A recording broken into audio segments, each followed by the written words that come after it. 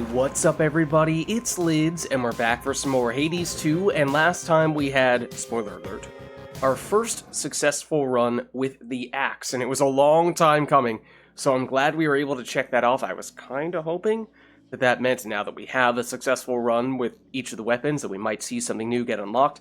Didn't happen, at least not immediately. So, although we may now look to transition into Chaos Trials, there was at least one other thing that I was thinking could be worth doing before we make that switch. That being that I believe we now have enough resources to unlock the secret aspect for the blades. And we were taking a look at this before.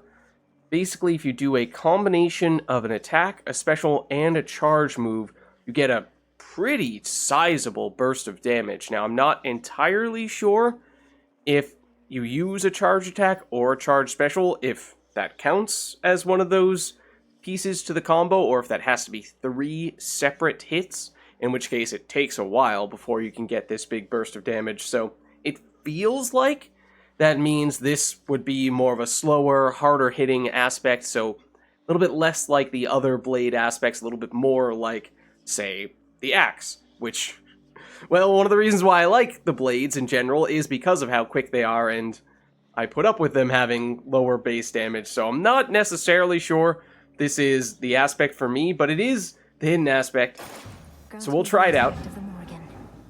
Wait, who to what now? I imagine, oh, that prophecy foretold, we can take a quick look at it.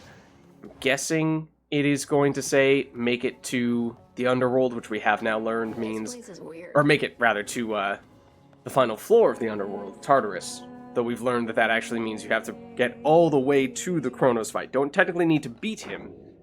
But let's see, the crow's aspect. The sister blades shall some evening find the lowest reaches of the underworld in a form they shall assume in the hands of a feared triple goddess of a distant land. Now, as I think I mentioned once before, when it comes to the hidden aspects, they are generally based on mythological gods, goddesses, or creatures from other mythologies, not Greece. So I am not familiar with the backstory here. So let's give it a shot, and I am curious to at least test it out a little bit. So it's... Oh, that's the special.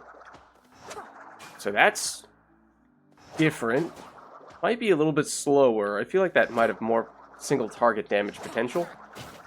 And it still doesn't do that much damage with a single hit. This is the basic attack. Oh, and you see, okay, those 2 icons indicate you've done 2 out of 3 pieces of that combo. So you do a charge attack. Then you get the 333 damage boost, which if it's based on a god or goddess that there are 3 of, then it's kind of fitting that it's 333 damage. I imagine that's not a coincidence, so that was a cool touch. Though I am curious, if you upgrade it, it goes 444, then probably 555. So I do feel like that may be worth doing, even if, again, I'm not 100% sure if this is going to be a weapon aspect that I really like, in large part because this is, I'm guessing, just going to see... Okay, so if you do a charge attack for one of those pieces, it does not kill 2 birds with 1 stone. It has to be 3 separate attacks. Or, it has to be base attack, base special, and something that charges up. Doing a charge attack or a charge special does not check off 2 out of 3 of those categories. So it seems like that means it's going to take a while before you can activate that big burst of damage, so making that big burst of damage do more makes it feel more worthwhile. Otherwise, it could at times feel a little bit lackluster. So that's why I feel like upgrading it at least once may be worthwhile, though it does cost 2 nightmare per level, which is kind of painful.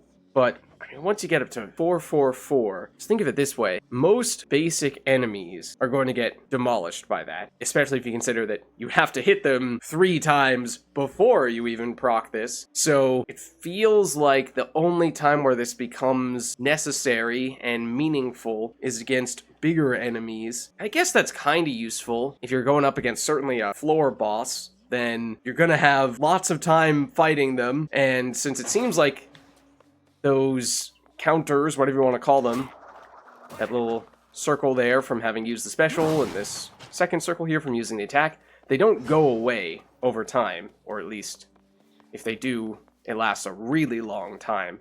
So if you poke a boss once with one of those things, then have to run around, dodge some attacks, poke them with another type of skill you need. A second time, you can really take it slow and steady, which sometimes is necessary, especially against the stronger bosses. So that feels like that's going to be where this weapon aspect shines. Yes, before we upgrade it one more time, maybe it is worth testing it out first. I mean, we do have some Nightmare to spare. It's just, as I said, I mean, I probably would prefer going elsewhere. All right, we'll do it one more time. That's definitely going to be the last time I upgrade it here, though. Because there are other aspects I anticipate I would prefer. Now, the blades, the bonus boss would be Cerberus. And the other thing that I'm considering, though it has caused us some trouble in the past, is we could do this, sure, that is just enough. However, we have seen the rival Cerberus fight. We've yet to see the Chronos rival fight, which we recently unlocked. So trying that for the first time with a weapon aspect that is completely new to us is almost certainly asking for trouble. It's probably already asking for trouble just doing the boss fights 1, 2, and 3, but maybe we give it a shot. It would be really fortunate if we complete this run. I'm not really expecting that. My hope is that we can get past Cerberus so we at least get a little bit of a nightmare refund. If we can make it all the way to Chronos, then we get to check out his new fight and we get that prophecy fulfilled, which is great. If we can actually defeat Chronos, super bonus points, but not really expecting that because it does feel like that would take a bit of a miracle. As for the familiar, yeah, we can take Golly. She's been doing pretty well for us. And then Gold Purse is typically our go-to here. Don't really know what else we're going to want other than our typical go-tos. Maybe, as I was saying, you treat this a little bit more ready or not, like the runs with the slower, harder hitting weapons, since that's sort of what this is here. Though I do wonder, this is my path. To what extent, you know, how much are we going to have to rely on that big burst of damage from the aspect? As I said, since most basic enemies are going to die before that, can you just get away with normal moves against them and just save the super stuff for the bosses? Who knows? We'll find out. Yes, according to Hermes. Quite the unfortunate turn of events, if true. Well, if Chronos is bent on vengeance, it only makes sense that he would take it out on them, not just on us. We have definitely been hearing more and more about the Fates, which does make me wonder if we're getting close to freeing them, although that is what I thought might happen with our 10th successful run against Chronos, or our first successful, or having finished a run successfully with each of the weapons, which we have now done, but the Fates are still captured, so I don't really know what to make that. I also am not sure which category of attack is most meaningful with this aspect, because I don't think that the blood triad damage is going to get boosted by a generic attack boon or a generic special boon, even if that's the last piece that you use in that combo. I don't think. So that might just always be sitting at 555 unless we get generic damage boosts, but those are pretty rare. What about... Ooh, wait a second. If enemies are afflicted by hitch, is that going to mean we can set up multiple enemies simultaneously with this?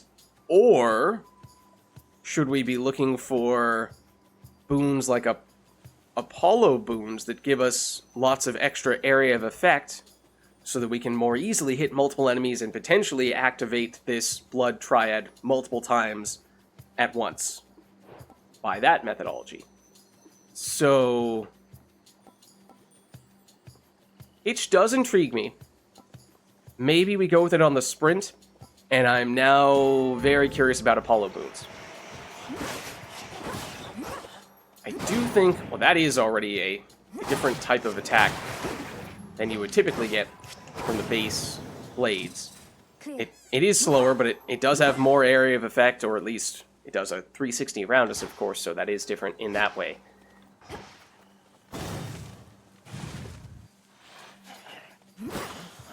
These guys are nasty. Technically, I did set you up. Ooh, I did not mean to do that. Nor did I mean to trap myself in this corner. I was trying to set you up for the Blood Triad. It's even these guys, we theoretically could do that too. Excuse me? I thought that was a charged attack. Is it not sufficiently charged? Guess not. Oh, our charged attack does technically still do a little bit of backstabby stuff. I think we actually still have some weapon aspects that require silver. We might have just barely had enough to do that, but we might have still needed more. So, magic and magic restoration is potentially of particular interest to us, since we do need to use at least a little bit of charged attacks in order to set off the Blood Triad. Again, how often are we going to need that? I don't really know. Otherwise, in a vacuum, you would typically go more the health route, so maybe I'll still lean that way. For now, at least. Now, if I do this, both of you have been hit by that. I am getting kind of frustrated by the charge attacks not going quickly enough. That is twice now that I've been... The 2 times I've been hit have both been times when I've tried to do the charge attack for the Blood Triad. So it's a 100% rate that has been happening, which is not a great sign. And these are not great rooms. Do these ever give things to us in any rooms other than the Arachne room? I'm not sure that they do. Okay. So, little bit of magic, little bit of life, more useful when we get back to the crossroads. I guess I'll go this route in part because we did take the extra life instead of extra magic last time. So like these guys, very much like to hit with that. Does our charged, if you want to even call it that, dash count for activating Blood Triad? I kind of assumed that it didn't. Oh, no, that's just, we do have a dash boom. We do have a dash boom. So that's what that's coming from. It's some damage, but it's not as much as we would have gotten from the Blood Triad. There's a little more magic to work with. We are really light on boons, and the game does not seem all that keen on giving us more. That dash boon doesn't feel like a great thing to be upgrading at this stage. I guess we're going for more life, but given the choice, I would have definitely preferred... Okay, now see, I thought when we had this circle here that meant we weren't going to take damage from that, and I deliberately positioned myself there specifically to avoid taking damage in that situation. So I'm also a little frustrated by that. But we haven't really made a point of leaning on those defensive force fields in the past. Even though we unlocked them, it was always just kind of a little coincidence when we happened to step in there. Okay, so now, as I said, I feel like Apollo is the one that feels the most meaningful, potentially. I mean, there's maybe some chance with Hitch to make some interesting things happen with our aspect, although I haven't been paying super close attention to whether we've already... Well, I'm not sure if we have proved that that is already a thing. If we were to get a boon on a more prominent skill, like our special or our attack, then it would be more obvious. Obviously, there's also the potential for just generic Hera synergies, whereas, I mean, Zeus does also have some potential to hit multiple enemies with various chain lightning abilities. I think I might still go here, though. And I'm a little concerned about this, because...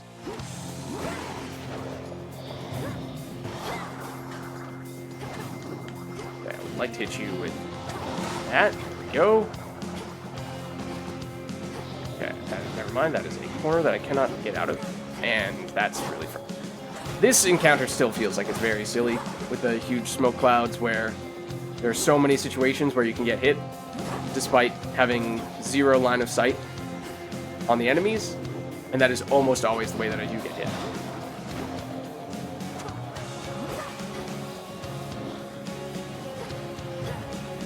Hit you from here? No, that's not enough range. That's not enough range either? There we go. Now we... Oh, excuse me! We got rid of your armor. You're supposed to be stunnable, and then you didn't get stunned. Just all these little things like this that feel like... It's happened many times before. Oftentimes comes to a head more so in the later floors, or at least it's more punishing in the later floors, so it feels more significant. But make no mistake, these feel pretty cheap, these ways that we're taking damage. Some of them, like with the force field, are because we have yet to fully experiment with those mechanics, but they feel kind of deceptive. Hey, I'm standing in a force field. What, so that means I can't get hit by projectiles, but I can still get hit by melee attacks? Oh, I'm trying to dash through this area where I can't see anything. Of course, there's an attack there immediately upon my entering it, and there's nothing I can do to stop it. In the name of Hades. Just bad game design, put it bluntly. Make one random boon become heroic and give it +1 level. I don't know if we've ever... Maybe we've seen this once before. But again, this is not the boon we want to be doing that to. I don't really care very much about that dash boon. You can get the cast. Or you can get the special.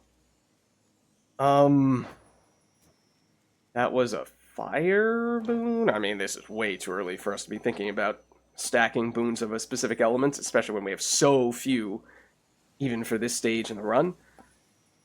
I mean, maybe we go for that. Special obviously is important with this aspect, to a certain extent at least, just because we're going to be using it, even if it doesn't directly affect how much damage that Blood Triad does. Whereas cast is kind of the odd skill out, so... But we've said in the past, rare is a weird rarity, because you don't have the potential to upgrade it later on, whereas you can for common, and if it's already epic, or obviously heroic, then at that point, you feel pretty fine, and don't really need to upgrade those further.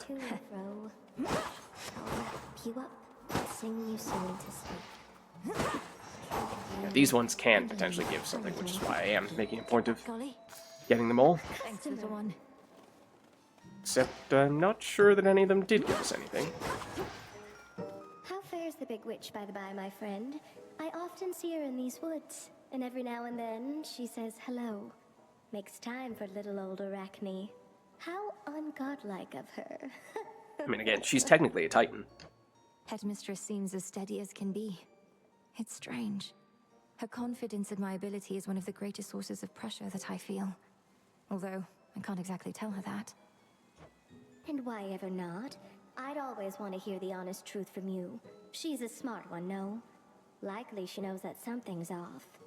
You ought to have a little chat. Oh? Is that actually going to lead to something? Okay, let's see. The outfits here. Channel faster would be pretty significant for our aspect to get that last, at least often the last piece in. Restore life whenever we exit the location. We did actually take more damage than I would have liked to have taken at this stage. Restore magic. That's also useful for a similar reason.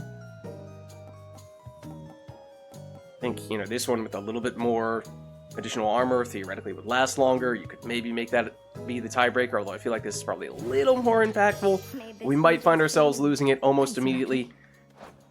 This is not the penultimate room, although we did take the extra gold from the Charon coin purse, so we could potentially still justify this. Farewell, my friend. We are probably in need of loading up on boons, so I was really hoping for more than you in this situation. I mean, this is still of some use to us, but we're definitely taking this. In the name of Hades. Let's see. Higher rarity special. Blitz I actually feel like is quite good with this aspect. Because, again, it tends to be something I think of more as a slow, hard-hitting aspect slash weapon. type of boon, or curse, I suppose, because it only applies after an enemy has taken a large chunk of damage, and we're always going to have to special the enemy before we can set off the Blood Triad, and the Blood Triad is always going to do enough damage to trigger the Blitz, so this feels like this is a nice combination, the more I think of it. This is what I was thinking of in terms of potentially setting up more enemies more quickly for Blood Triad, although I'm pretty skeptical that it would work that way, and priming 50 magic at this stage, yes, we're very likely about to purchase more, but that still feels like that's probably not the way to go. We could potentially get this. Yes, we're relatively low on nectar, and we would like to be spending more of it, gifting more of it, but it just doesn't feel like this is the right time to be doing that. Now, this is tough, because I am intrigued by Ares. He's another god who I feel like tends to give more of the boons that benefit more with slow weapon / aspects. So I would like that. However, Hermes is almost always really good, really consistent, and has several boons that are good the earlier you get them, and it is still pretty early on in the run. So maybe for that reason I will still lean this way. Whispers. Yes, we have learned a little bit more about how those shields work, or more importantly, don't work. Some kind of magnetic effect? Is it coming from our dash? I have to read the fine print on our dash again. Oh, I was waiting for, yep, one of those types of enemies to spawn, because it does feel like very often in these types of rooms we see them appear alongside those dudes who just spin in a circle. Okay, fortunately we did not take any damage there. You'd think the Titan of Time wouldn't be so stuck in the past, caught up in his idea of a golden age when he used to rule and mortals hadn't a care in the world.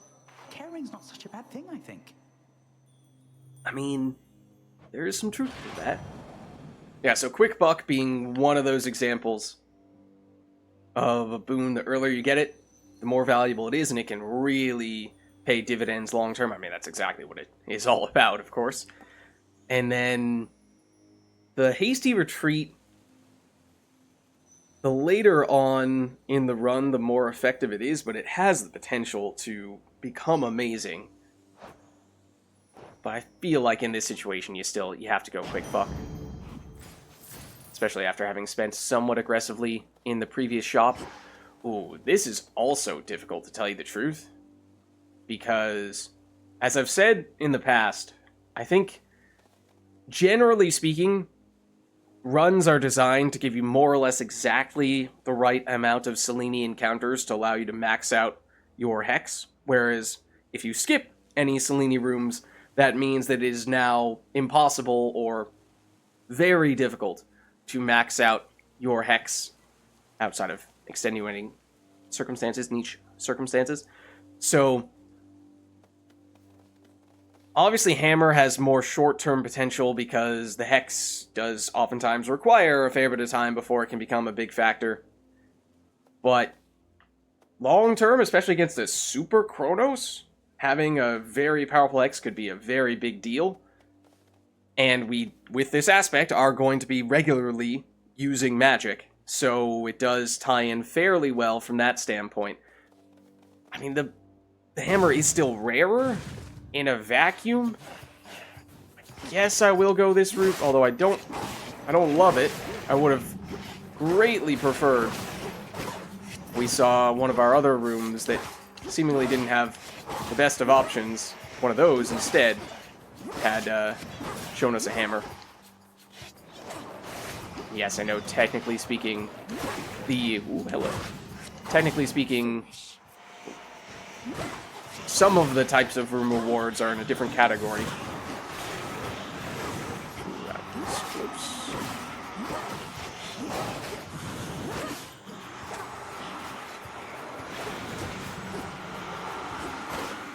these guys were not aggroed at all, so maybe I should just let them alone. Trying to set off the blood triad there. It may or may not have activated, but either way, we do get out of the room without taking damage, so that's good. And this could be big. I hope it is, because we had to sacrifice a lot to get it. Specials repeatedly deal damage 100% faster.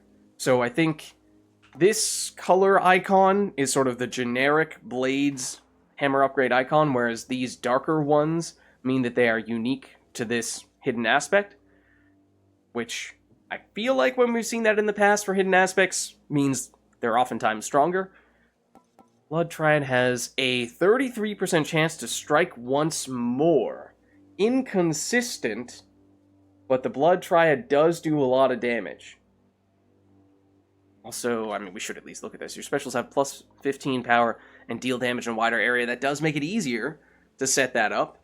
This is more just pure special damage, not so much a way to charge up the Blood Triad, whereas this legitimately may charge up the Blood Triad more easily, and then this is potentially much better burst damage.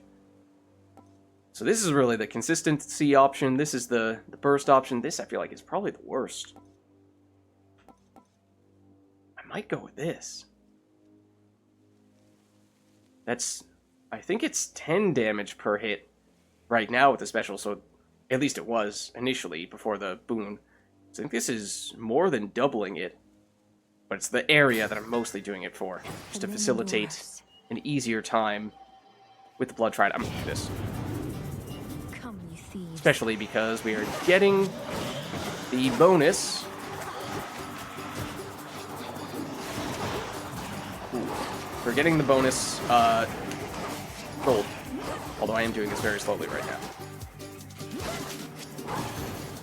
Well, I mean, we didn't take any damage. It says 70 here. It turned out to be 91. So, I mean, there's no downside to that. And I think in this case, yes, we would get bonus gold from this room, but you could argue that we basically just made up for not taking that room by instead doing the trial, and now we can get double boons, which, especially since we had very few boons early on, I think is more or less just what we're looking for here. And Hera is really annoying when she gets mad at you, especially in what is a tiny room. I don't remember what Zeus does when he's mad. Let's do this. Shrewdly decided. Don't really want to do that right now. This is, yes, the base cast, although it is common rarity, and as we were saying before, casts are the least important of the various skill categories for us. And this does help us spam magic. It is the magic restoration boon for Hera, but I feel like we might be re-rolling here. Let's do it. Let's do it. We still have this option, which was probably the best of the ones that we saw. Your charge moves create a fissure that deals damage in long line, but use more magic. Could also be a way to more easily charge up the Blood Triad, since we now have a way to make the special hit more easily with the hammer upgrade, and this would give us a way to have the charge attack hit more easily. Well, none of your other boons are common, deal more damage. That is technically the case right now, but that's just not enough right now for that to be meaningful. This is one of the few forms of generic damage boost. It doesn't apply specifically to a type of skill, so this, I think, would affect the Blood Triad. So, yeah, that's 55, 56 extra damage. That is saying something, but I still think we take this, and this might even become something that we want to target with the Narcissus keepsake later on.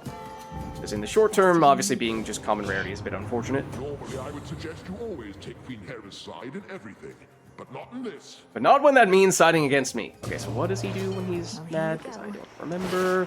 He does this. Ooh, I almost dashed straight into that.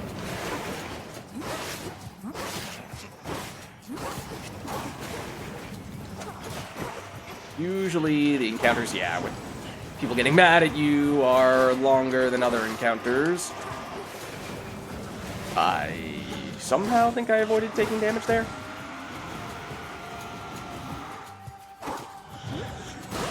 There we go. Try it at the end. And we took a little bit of damage to our armor at least, but we actually still have the extra costume, whatever you call it, from Arachne. The outfit. We must fight amongst ourselves like this. Although at least we make it brief. That's kind of cute, coming from you.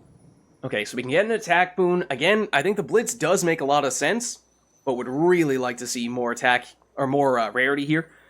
And given how... And can you actually double dip on Blitz? Because we are oftentimes going to be using attack, followed quickly thereafter by special, or vice versa. And I honestly don't know if you can get 2 separate instances of Blitz on the same enemy. You may not be able to do that. We have at least 5 air. We have 3 already, I'm surprised. You never deal less than 50 damage. That's an interesting one. I don't think we've seen this before, or at least we certainly haven't taken it, I don't think. That would typically be quite good on a fast attacking weapon like the blades. It's just that this is potentially the exception, the slightly slower build, but I think it's still worthwhile. Obviously, it doesn't do anything for the blood triad, but the base attack right now, it absolutely would. And even the base special, I mean, it kind of negates the damage bonus from this. But we still get the AoEs, you know, hindsight. Would we have still taken that? I don't know. And this isn't active yet, to be fair. But I think that's feasible at this stage for us to still get 2 more air boons. Okay, so this surely is the penultimate room at this point, right? Yeah. And so that means free palm or shop. Now with 650-ish gold, I think we can certainly go there and spend aggressively and still feel okay, especially if we get a little bit more from that. Ooh, let's do this before I forget.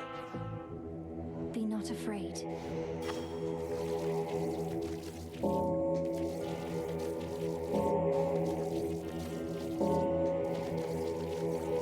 There we are. See you in the crossroads. Okay. Hephaestus.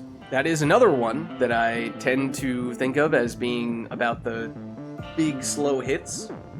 So we're seeing a lot of those. We did pass up on Ares, so we may miss out on the potential Ares precedent. But having a Hephaestus precedent, I think, is a good thing. That's a Charon card as well while we're at it.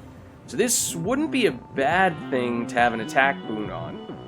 Especially if we think it's not possible to double down on the Blitz effect from Zeus. I mean, this does help us sustain our Arachne outfit, and we do have a little bit of magic, or rather, a little bit of armor to work with.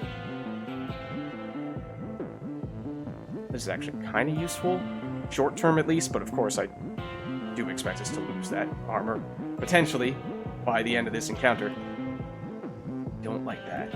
I really kind of hate all these, except for... I usually would immediately dismiss this. This is a very rare situation where I'm even considering it. But I'm half tempted to re-roll again. Obviously, we've already used one. We would still have one remaining, though, so you know what? I'm going to do it. Worth the risk.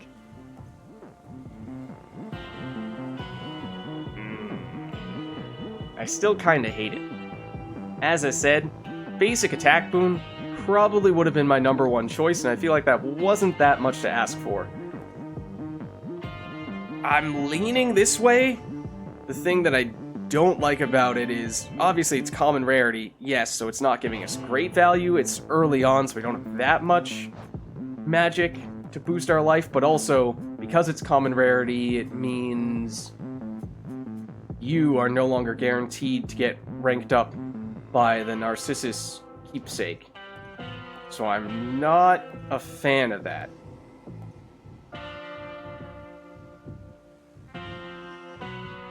Ugh.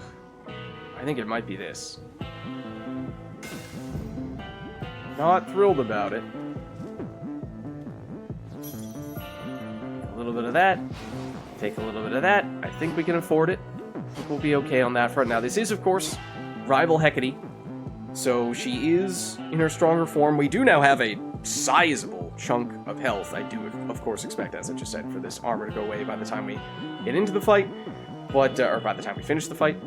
But hopefully the burst damage will be useful against bosses. We don't have a way to restore magic right now, so we do need to be a little bit mindful of that. And I did pass up on that to a certain extent, but hopefully in the future we'll find a better way to do it. Our enemy surely is beginning to wonder how you are able to thwart him. Do leave him in the dark. The less he knows of us, the better. Of course. Chronos seems to think my family bond with him is why I'm able to resist. He hasn't made the connection that you're the one who's prepared me. Oh. I didn't realize that. You have prepared yourself. 'Tis good that you are drawing his attention and his wrath whilst I remain unseen. We slowly undermine his strength. And through our efforts, buy your mountain relatives more time. Indeed.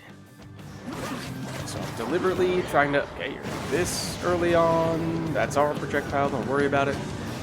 Then you usually do this.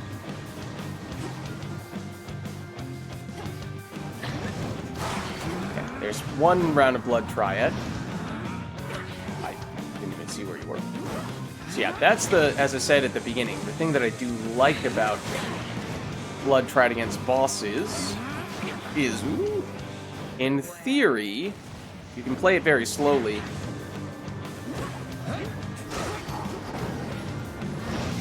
Just poke, occasionally poke with one of the 3 pieces you need for the combo, even if they're very spread out, timing-wise. Oh. Okay.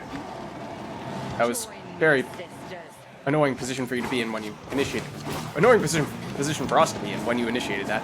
Those are some bad resistances as well.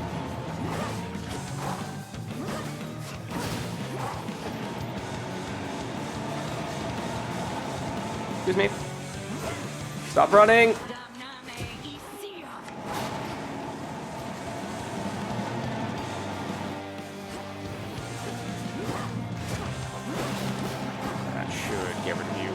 Blitz, I think. Yes. I think it's this one. Nope. Thought it was just based on, of course, it's the last one that I checked. Thought I saw a little icon indicating that that was the direction she'd moved in, but maybe I was interpreting something that ought not to have been interpreted. Oh, I see that you have, yup, something special there. 2 pieces for the Blood Triad, which means I do this for a big burst.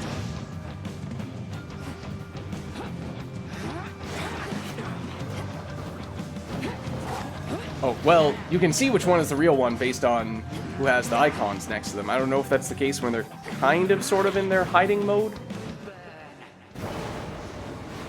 Huh? This isn't your immunity phase, is it? I thought you needed to take a little more damage before you did that. Like this. You aren't quite at a 3rd health, are you? Now you are. Now you're gonna transform me. I don't really know if there's a difference. Ooh, this is not where you want to stand in this situation. In case you didn't know, the geometry of the situation is such that the closer you are standing to her when she initiates at least that attack, the less distance you have to run to avoid getting laser beamed. However, that did mean that we had to eat a whole bunch of the projectiles from these guys, which was annoying.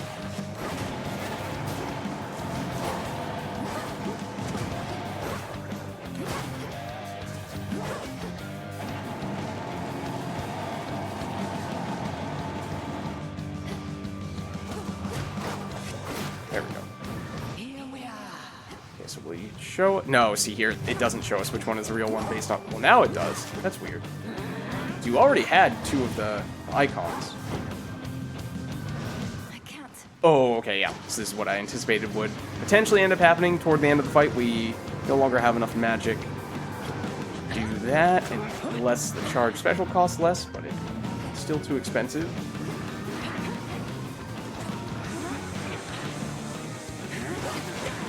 That does mean we're gonna have to rely on the basics to get the job done here, and our blitz damage is, I think, still our biggest damage in that case, since we've yet to pick up an attack boon. Ooh, please don't do... Whoa, you still got me there, although it was actually very little damage. Poke you with that. Where'd you go? There we go. Just barely held on to the armor. So, I mean, that works. Return to shadow now. Pleasant surprise. Okay, you are not compellable, even though you almost look like you are. Now let's head down. Any Chronos? No. Okay, so I am tempted to throw this on and then immediately restore. I thought that it required us to do this first. But if we can do it immediately, then that means we can guarantee this is the thing that gets upgraded, which I think we want. Whereas if we heal, then do it, that means that we may pick up a common rarity boon in the meantime, and that could turn into the eventual target. So let's do it. I mean, if we were to get a lower common rarity attack boon, that would be probably the next most likely target we would like, but I do like how we immediately see that improve to epic rarity. And what was it before? It was something like 150, maybe even just 130 damage. I should have taken note. Whereas now it's 210, and if that gets upgraded again, then obviously, level-wise, it becomes quite good. Would be good timing for a Chaos Gate. I do like that, although it does, of course, run the risk that we're going to have to pass on another good room like a Selene, but I think we still take our chances there. I think we'll pass on these other ones. How'd you go? Okay. And we have that boon from Hephaestus, which means we will always have at least 15 armor walking into a new room, so the fact that we held on with something like 2 or 3 armor at the end of that previous boss fight, and now get back up to 15 means we are still maintaining the outfit, I believe. Though it looks like our armor is the color it would usually be, so maybe not. But fortunately, I mean, again, there is a case to be made for picking up more nectar, but this is not a huge loss. Go into the Chaos Room here. Fortunately, we'll have plenty of time for this to evolve before we get to the next boss fight. I do like this. I think that... Oh, and that as well.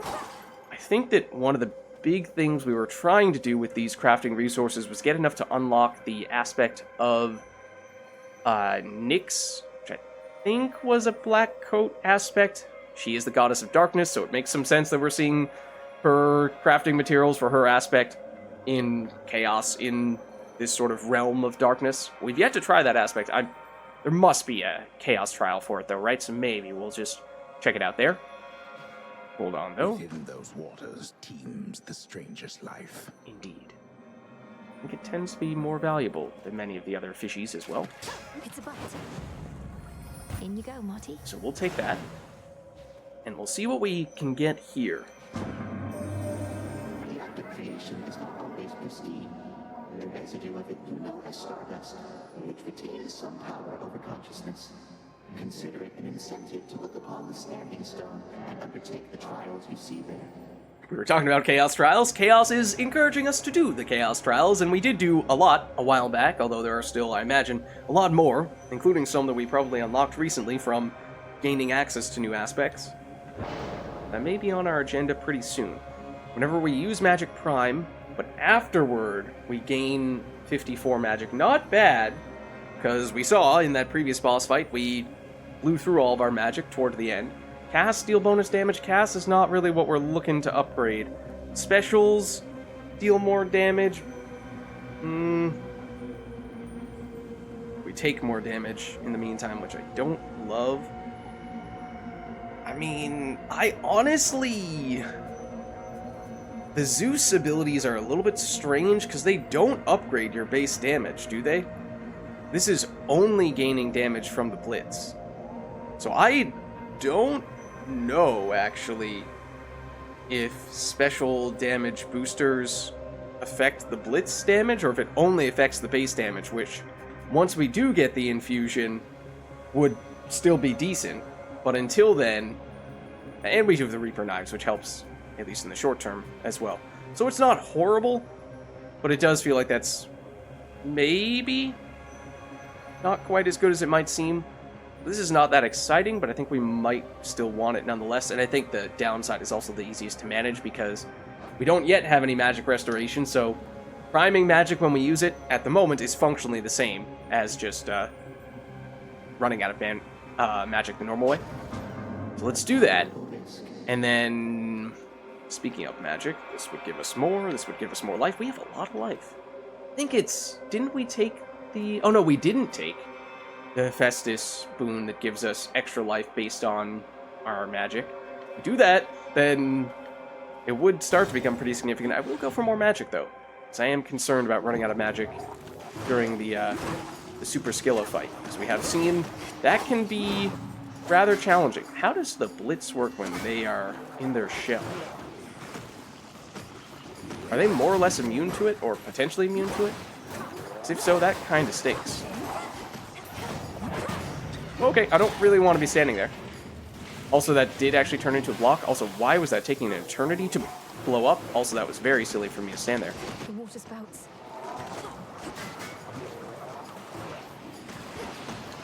Oh. Yeah, I see you. I don't like you, but I do see you. I'd like for that Blitz to activate. So that you... I don't even know... Oh, that... Okay. That was a user error. Just got mixed up between what was a projectile from the environmental hazard, which doesn't do damage, it only stuns, and what was actually coming from those fish dudes, or the crustacean dudes. In you go. So we did lose our armor again. We're technically going to get armor back. One second, we just keep on getting these rooms non-stop. I suppose by the end of the run, if we keep on taking these, we will have picked up a decent bit of the bones. Maybe we can cash something in there. Here goes. But since we get 15... What just happened? Oh. Gold. Can hardly stand all this water and the singing, but this has to be done. What I was starting to say is, since we start every encounter with 15 armor, it means we can basically take 1, maybe 2 hits in each encounter without really having to worry too much about it, which is kind of nice. It's just that it cost us priming magic in order to get there. Oh. Oh, I thought she was about to do an exchange of some variety. So I was not ready for combat at first. No. Nope. You're not kill stealing that.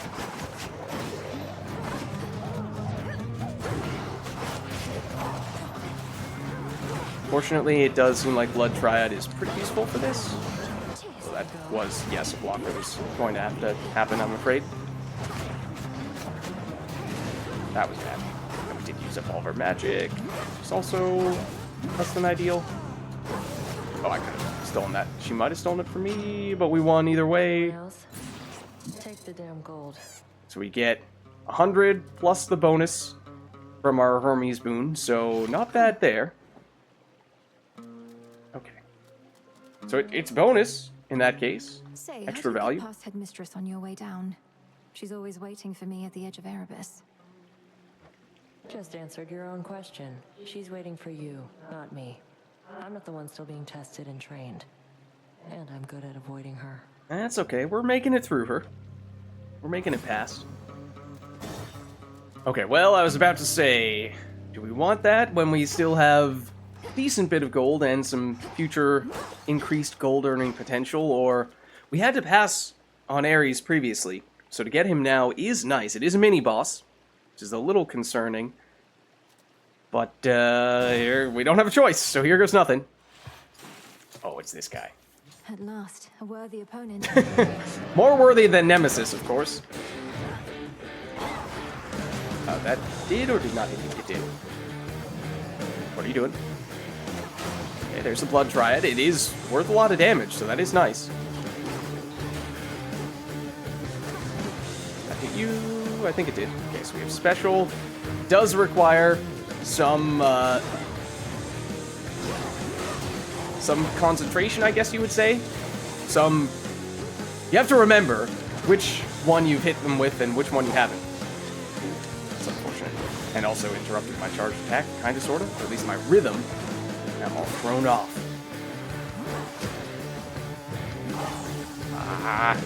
Just want to hit you with a charge attack. Maybe I'm forcing the issue here. I probably am.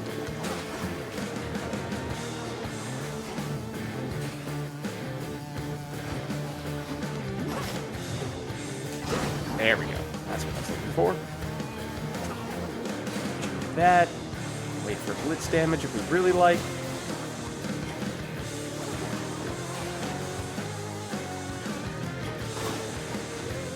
Wouldn't be against poking you with an attack. And there we go. Alright, so I think we did blow through potentially all of our blocks to the floor. We didn't end up taking any damage on net there, which is not bad. Let's fish. Against what is a pretty dangerous opponent.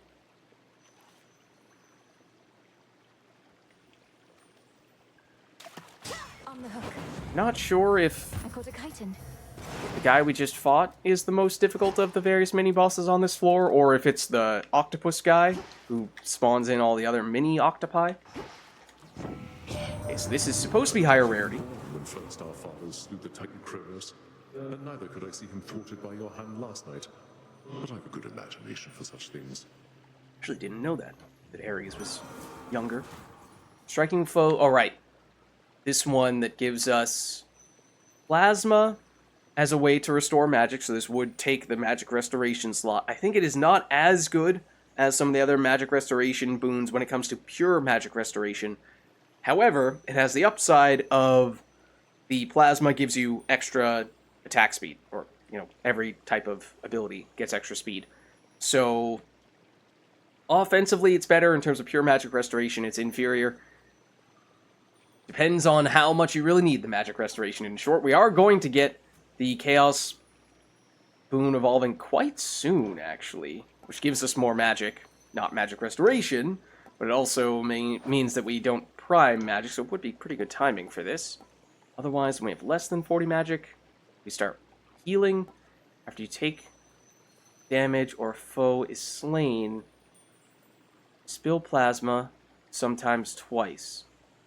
This is also magic restoration. Oh no, it is plasma, but in this case the plasma does not restore magic. In this case it does. Okay. So, is this technically a revenge boon? Or is this just in its own independent category? I think I do still prefer this. Of the options we have there. Now, we could have potentially been especially picky and said we're going to wait until we get the ideal magic restoration boon. I'm not entirely sure what that would have been. They just keep on giving us these rooms with the horrible rewards. Not great.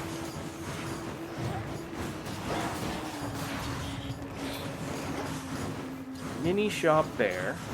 Whatever that's worth. Do like how our charge special does give us some range. So that makes it easier for us to more safely activate the aspect.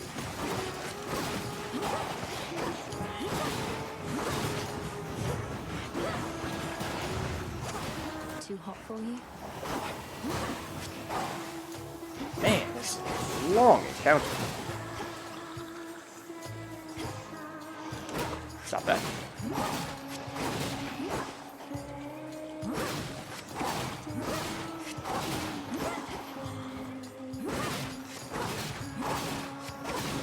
Okay. That should be... Yep, Chaos Boon evolving. So now we have 209 magic, and we're no longer priming magic every time we spend some, which means magic restoration becomes meaningful. How many times have we had one of these rooms? It honestly might be 5 at this point, which is kind of ridiculous. Whenever we would next take damage, instead heal. We are on full life, I believe. However, if the next time we get hit is in the boss fight, then that is meaningful. I don't know. This is an awkward time for a Chaos Gate, because it almost certainly would be active for the next boss fight. Could we still get away with it if we're especially cautious about the downside of that boon. I mean, long term it could give us some pretty big benefits. Those chaos boons can be incredible.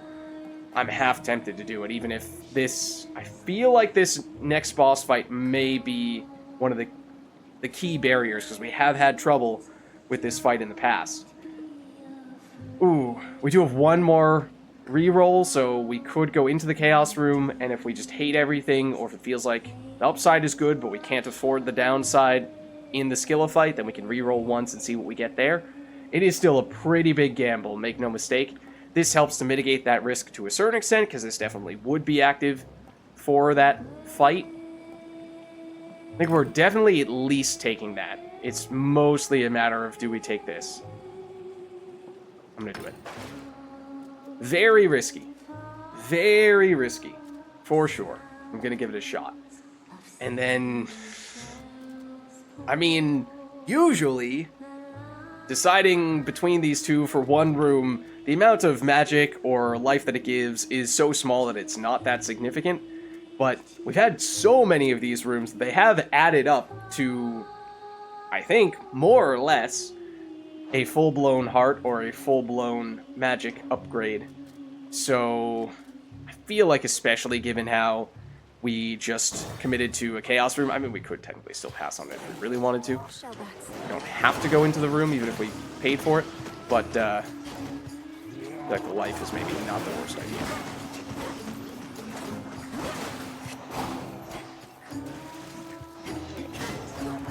Please don't do that. Oh, also, you just took a ton of damage from that steam, which was very convenient. Not gonna lie.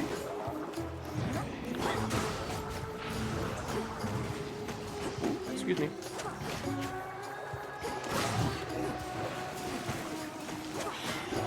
Also, an unfortunately long room. Oh, that's bad timing. Okay, hold on. Although it did stun you, which was actually very useful. Okay. There we are. Get a little bit of life out of that. Okay, and these rooms, they would have been okay. Not amazing. We are, yes, getting very close to the boss fight. So, as I said, we need to be very mindful of what we're getting ourselves into here. And the downside... Mitigating the downside of this boon here may be the most important factor.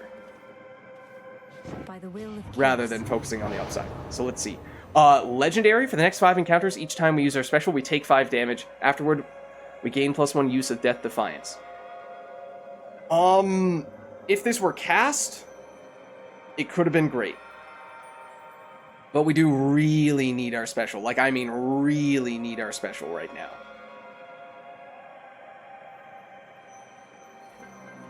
This is looking like a reroll, I'm going to be honest with you. We can't afford either of these downsides, because we need both our attack and special in order to set up the aspects. And I think that's going to be really important in this boss fight, the Blood Triad. And then this... The downside is okay. We're okay with being limited to common blessings. That's not going to directly impact us in this upcoming boss fight. The upside is pretty lackluster. Like, really lackluster. So if you want to play it safe and save your last reroll, take this. Okay, it's not a huge deal. But if we're trying to get at least something out of this room, then we would use our last reroll, which kind of stinks because we've generally been trying to save at least one for the end of the run, although I guess you could make the case, you know, the earlier you get value, if you get value from your rerolls, the earlier you do that, the more time you have to benefit from that value. So I know this says legendary, and another Death Defiance might be nice, but it would lead to us using at least one Death Defiance if we take this, so on net, it's really not going to benefit us much. So here is the last reroll. We lose magic when we dash. That's... I don't know if I've seen that one before. It's pretty horrible. Afterward, our attack does more damage. The upside is tempting. Oh, man. This was the downside. The downside was you re-roll, and now you are potentially stuck with 3 bad downsides. technically speaking, we do now have a magic restoration boon. It is possible for us to get back up from 0 magic, as long as we hit with basic attacks and specials. Then we can get the plasma to fall, and that can maybe get us to the point where we can use charge abilities again. But the problem is, I mean, if you can't dash in a boss fight because you're out of magic, then you are probably going to take a bunch of extra damage. And even if you do try to restore some magic by farming up some of the plasma, you're probably going to absent-mindedly, not deliberately, just instinctively spend some of that magic by dashing again as you're running around trying to pick up the plasma. So, I mean, this is also bad, and then this is bad for the same reason we were saying the take damage when you use a special is bad. It's slightly better, maybe, because we may mostly just use our charge moves to activate the blood triad, and if we're just trying to poke at the enemies, then maybe, we'll be doing just basic attacks and specials a little more often than we're using the charged versions, but all these are bad, and taking 42% extra damage in a very difficult boss encounter is also bad, in case that wasn't clear. I think it might have to be this, but it's kind of scary.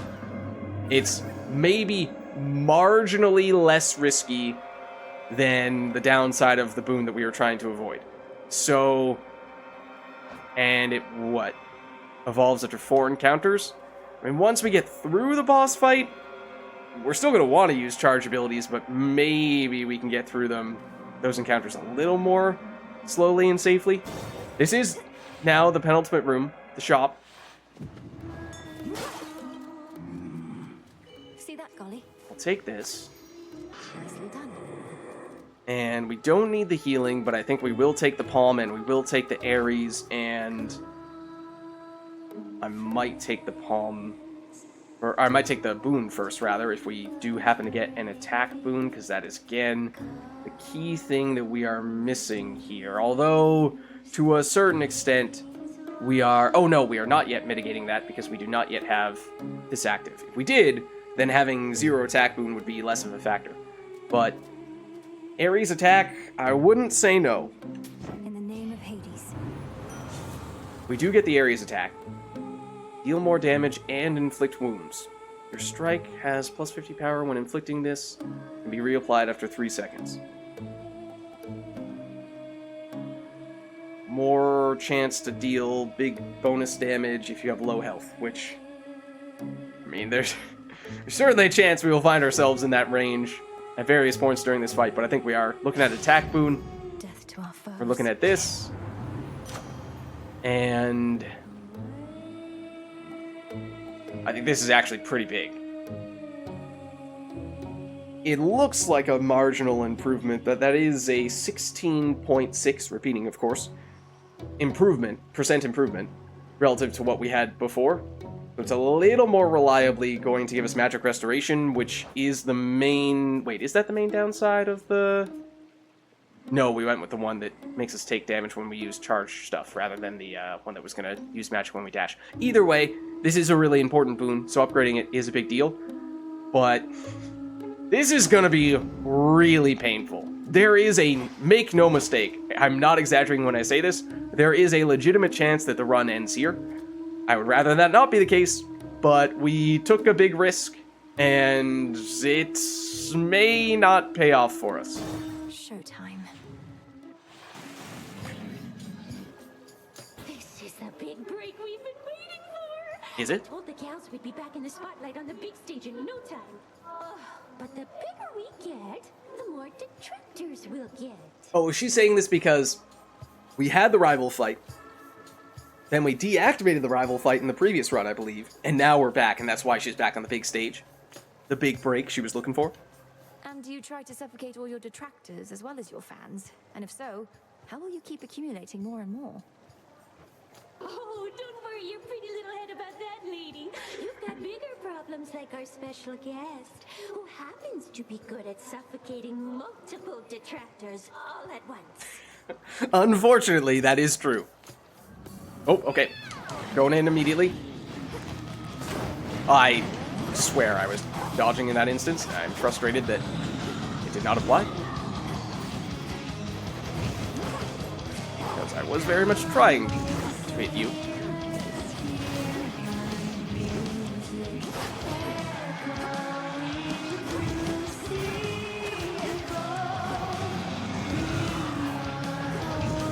Oop. Excuse me. Not pleased that that also used a resistance.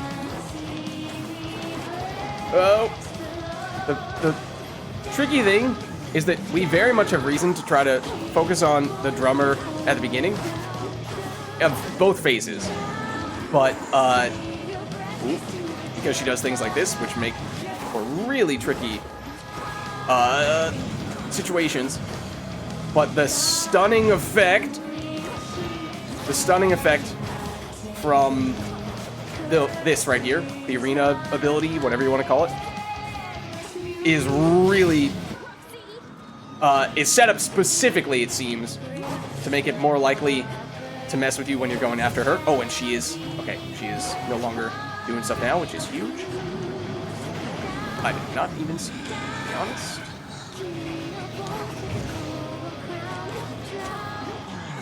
Oof, that was a bad place to stand. So was that.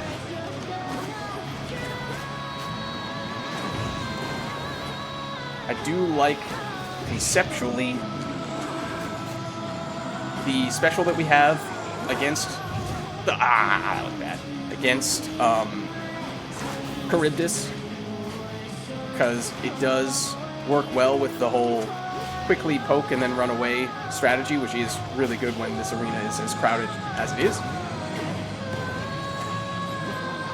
Kind of a set it and forget it type of strategy.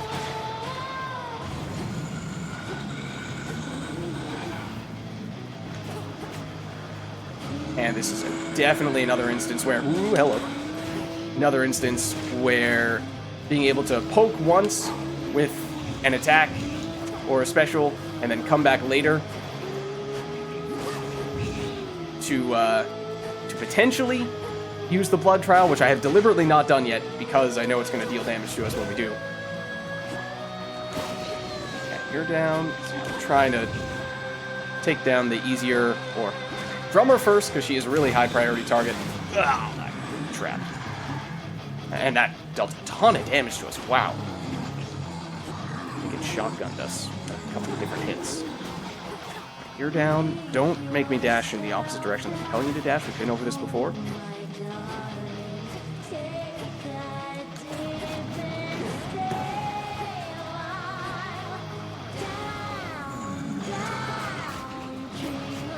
Ooh, that was actually very convenient that that happened to hit the guitarist. And technically, I wasn't even focusing on it, but we have picked up a few plasmas, which does help as well. Not just from a magic restoration standpoint, because I haven't really been using the magic, as I said, but it does help us get a little more strike speed. It does have long-term benefits.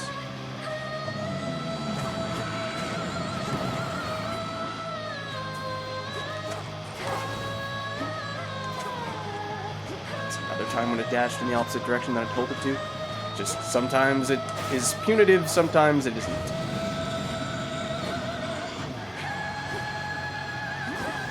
That's a little riskier than I ought to have been. Than I ought to have ventured to be.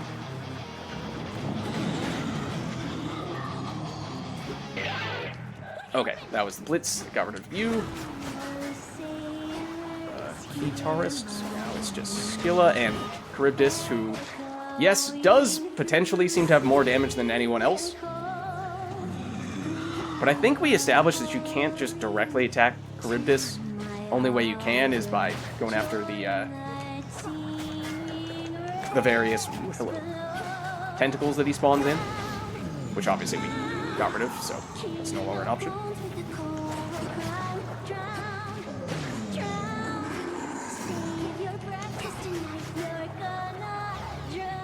The range is definitely very useful against Scylla. That is something that we've struggled with a bit in the past, is having a good ability to hit her with. Ooh,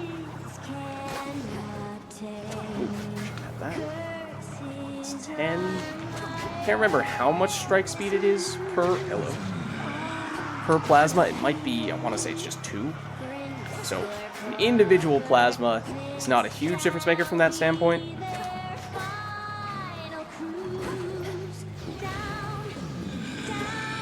Excuse me. So yes, obviously I could make this go more quickly if I were to use more of the Blood Triad, or choose any of the Blood Triad. I'm deliberately not doing that because I know this phase is going to be a nightmare.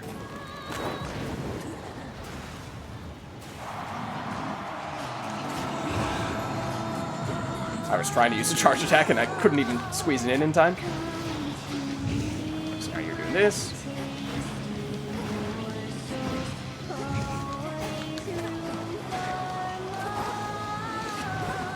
Okay, don't want to be there. Or there. But now I do want to be there. Okay, this is what I mean. What am I supposed to do in this situation, you know? That was Blood Triad, and it did mean that I took a little bit of damage. Skilla can charge at us like that? Excuse me?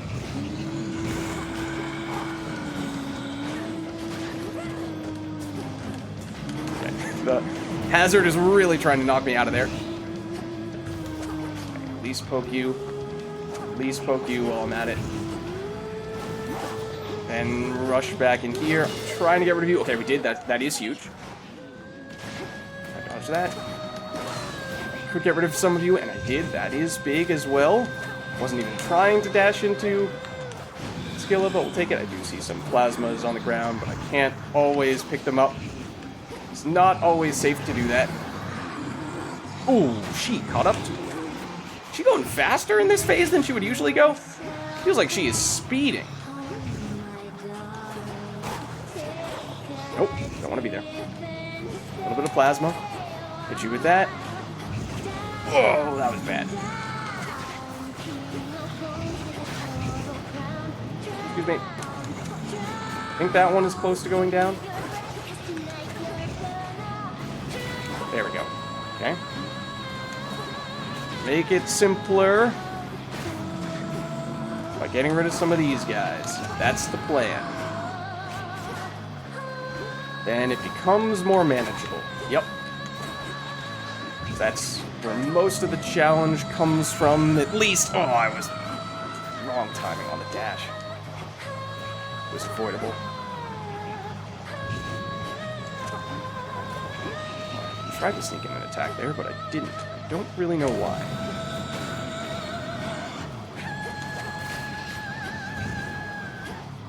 Excuse me. Ooh, okay, we're almost done with Charybdis. Skilla is zooming.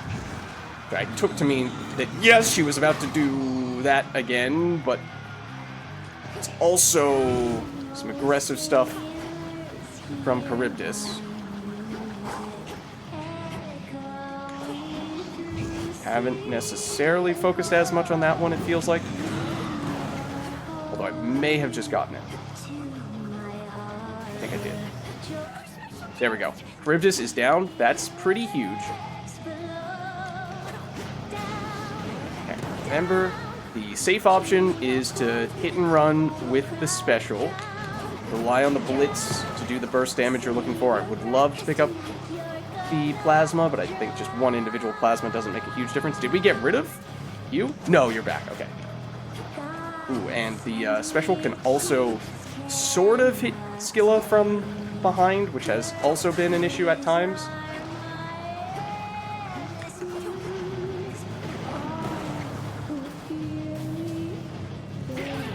There we go. Now it's just Skilla. But that means she summons all of her friends, which stinks. I need to get in with an attack. So I want to use Blood Triad here. That's what I'm looking for. That is much easier said than done. There we go. We got it. With the Blood Triad. That was the finishing touch we were looking for. Very few and far between the opportunities to use it. But I was just cautious enough that we were able to get through there without using any Death Defiances. It was close, but that's big, because now we can heal in this next room, and we can also get past the most difficult encounter with this curse, and hopefully not have to rely as much on the charge attacks for the next few encounters What is the upside of this one? Then we don't use as much magic, which isn't as good for hex stuff, although we haven't gotten a hex. We passed on one before. Okay, do we get extra restoration from this keepsake still? I think we might. Restore her plus 20%, even though we technically have already used a fountain with this keepsake. That's helpful. By the time we get into the next floor, or the next room that actually has enemies, we won't quite be on full health, I don't think, but we'll be pretty darn close. That's actually huge. And that means using this at the time when we did was also a really big deal. So usually, this would be around the time when we'd use Moonbeam, if not the floor before. But it's awfully tricky because we don't have a hex yet. So unless and until we get one, this does a whole lot of nothing. There's a pretty good chance we're going to at least get one Selene encounter. It may require that we go out of our way to do it to a certain extent. There are some rooms that have a mini Selene on this next floor, so that makes it a little more likely that we get this, but then at that point, no Selene for 2 floors. Have we passed up on enough Selene already that hex is just not going to be worth doing? But, I mean, there's still... a highly powered hex is really useful against some of the powerful bosses. We obviously got away with it not having that in the previous fight, in part through the Blood Triad damage boost, although we weren't able to do it much. But basically what I'm getting at is, we have a Super Chronos, well, we have a Super Cerberus fight, which we've only done once before, and we had a very powerful build for it, so it may prove to be a lot more challenging this time than it was last time. And we have, if we get that far, Super Chronos, which we've never seen before, and presumably is very strong. And having a really powerful, supercharged hex would go a long way toward making that fight easier. So I would love for it to work. It's just, at this rate, we are really playing catch-up on the hex. So I don't even know if it's possible for it to feel good. And maybe we go with something like Concave Stone to give us a chance for one extra boon. Otherwise, we try to... oh, I don't even know. Boon-giving god or goddess doesn't feel right on this occasion. Oh, I guess this is active immediately. We don't have to... it starts counting the damage we've taken even before we apply the keepsake. But, I mean, is that we don't want to use it in the immediate term. I think this is still probably the best. If we were to forego the Moonbeam, unless there's something else that we don't often take. This is cool how this also is showing more than usual because of the boon that we picked up. For healing, we want to save the Luckier Tooth, I think. Knucklebones wouldn't be a horrible idea. Potentially be interested in that, or even Silver Wheel, which we've yet to use at all. But assuming that must be a permanent 50 magic, right? We do now use less magic, so that's less of an issue, but that could still be useful.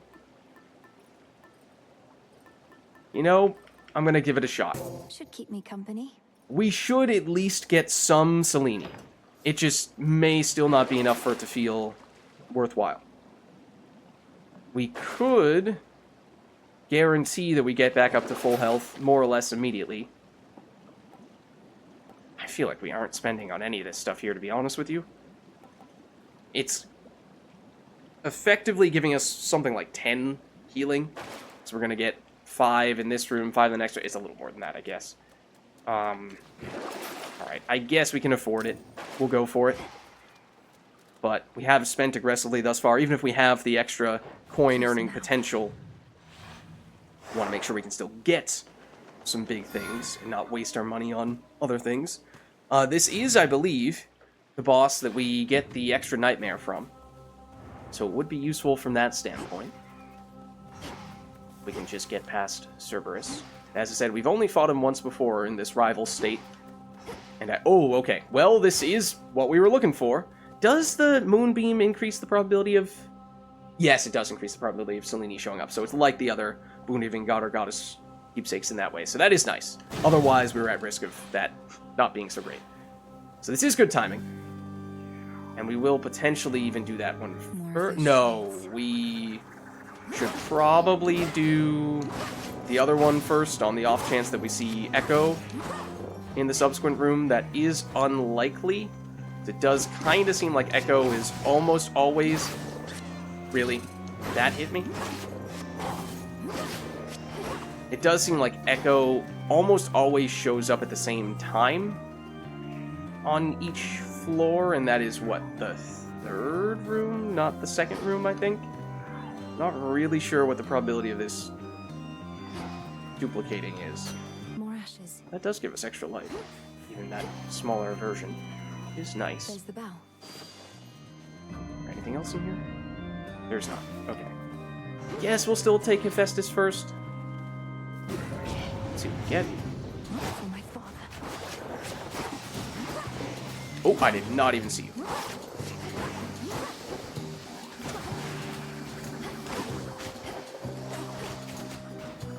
That should get rid of you with Blitz.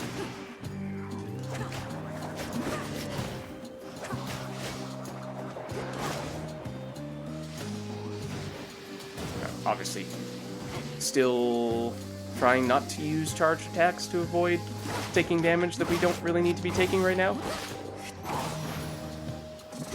Vengeance. Okay, let's see. We did take an attack moon. That would have been top priority from Hephaestus. But now, more damage based on our armor. We do have at least 15 armor going into each encounter, so that's the tiniest bit of damage from that guaranteed, and then the 75 we get immediately. Gain 100 armor for the first 7 seconds of each encounter. That is kind of nice. Otherwise, we deal significantly more damage against armored enemies, which every once in a while is meaningful, although in general, I tend to pass on these abilities. I feel like we go for this. It's almost like that Poseidon boon that gives you immunity for the... Or actually, yeah, is it Poseidon that gives you immunity for the first several seconds of the encounter? Or he also has one that gives you bonus damage at the start of the encounter. But let's do this. It allows us to be aggressive early. I don't know if that actually mitigates the damage from the Chaos boon as well. We'll go here now. Does mean we want to be aggressive at the very beginning here. Fortunately, we do get that sound effect warning us that the damage mitigation is going to wear off soon.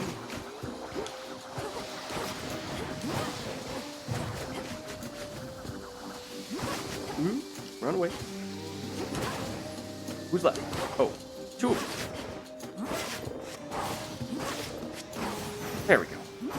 Okay, and now we just need one more encounter, and the Chaos boon will evolve. I call upon the moon. There's a decent chance we'll get a duo boon option here. The hidden aspects of the arms of night. I understand they come from distant gods and goddesses of darkness, all obscure. Some likely bearers yet to be. Oh, really? Perhaps there is an even deeper pattern that they share. Oh? So this is, I'm fairly certain, the latest we've ever had our first Selene boon in a run. So this one has duo option. Hex raises the last susceptible foe slain to fight for 12 seconds. This was, I think Hera is the one who combines with that, and obviously we do have Hera boons already, which is why we're seeing the duo option. And this was weak early on, but with the Hera duo and with a few other big notables, it became meaningful. Basically, we've taken it once before where we had a bunch of points invested in it and it was good. We had another time where we didn't invest as much in it, didn't feel as good. So, a little concerned that we end up going that route, since we are kind of thinking we may not have as many opportunities to invest in the Hex as we might like. Now, this would be a good opportunity to have benefited from the extra damage against armor, because these mini-bosses will have a lot of armor, and they become way easier to manage once they no longer have that armor. So, alright, once again, hindsight 2020, but as for which of these types of boons we'd be more interested in. We have the attack and wound stuff here.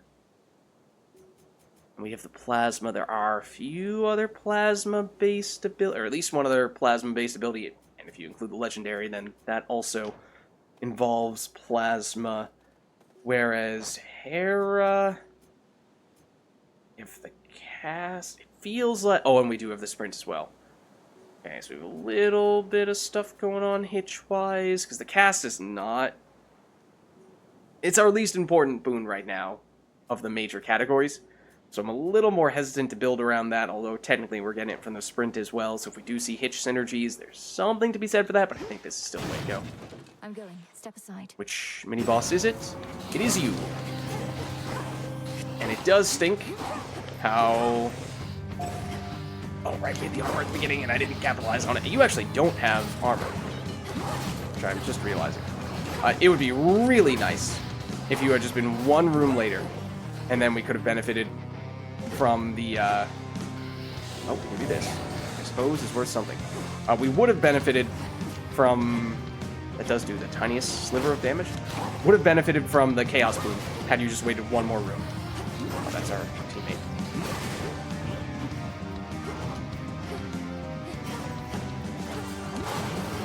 I'm tempted to attack you.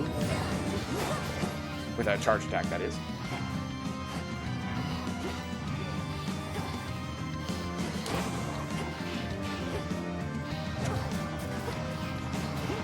Willing to be patient. Again, there is potential. He does have a lot of range with that ability, for what it's worth. His magnet effect, whatever you want to call it, ability also has range. This one, quite a bit of range.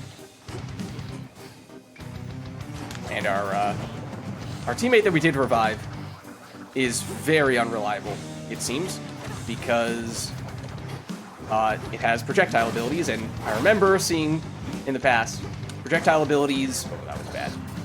Projectile abilities on the teammates that you revive are just really likely to whiff, so that stinks. Kind of like to bait him into that attack, to be honest.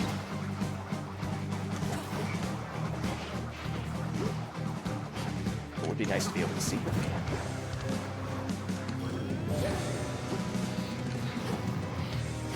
Oh, not expecting you to... You're healing? From what? I do not remember that. He's a vampire dude, so from that standpoint it does make some sense, I guess. But you would have been dead had you not healed, and I did not remember that being a thing. So I'm not thrilled about that. Burst of damage should get you from the blitz, I would have thought. There it is. Okay. Out with you. Alright, Chaos Boon has evolved. That's very helpful. Golly, get Now it. we can actually go back to using blood trial stuff, especially against the big enemies like that. And as for this... Yes, I accept this message. And we didn't end up taking damage, which was nice. Whenever you exit a location, keep some of the bonuses. 20%. Oh, we've never had this before, and this is interesting. This is also potentially good, especially at that rarity. But the interesting thing about this is if you have some encounters where you just go crazy farming up a ton of plasma, then that could carry over through several instances. Now, of course, the amount that carries over gets reduced every time, so you can't carry over that much, but... Oh, we only had 4 from this? Okay. Kind of hoping that would have been one of them. Obviously, that's Echo. Getting an extra Ares boon potentially could be good. Obviously, that doesn't always show up, and there may be alternatives that we like better. Otherwise, Hermes is nice. The gold, we do get bonus value from it. The magic, we now spend less of it, and we can actually use it. So, getting extra max magic is not as meaningful at this point.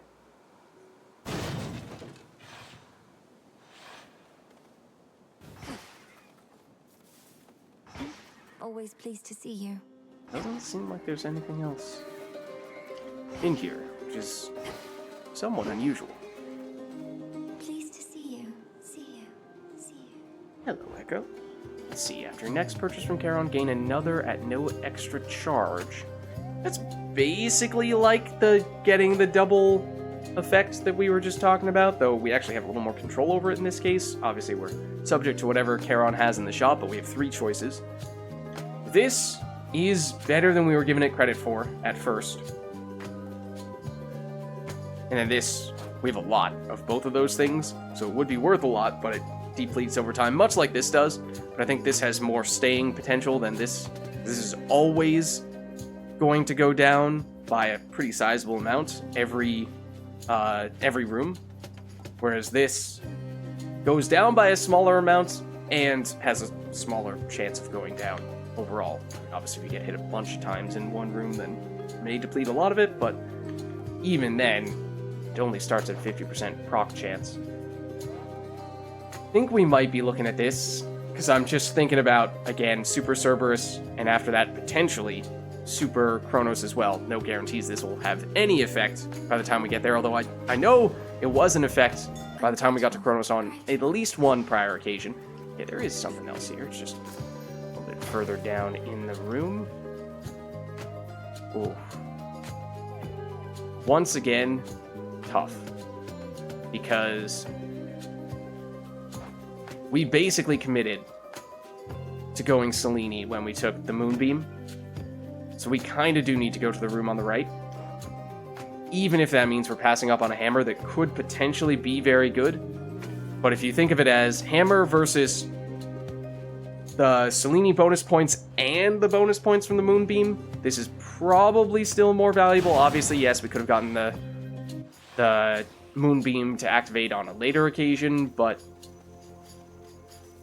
Flourish. I think we kind of had to do this. There are some mini bonuses. As I said, the extra magic is not incredible at this stage. I hate that counts as a dodge. That did too.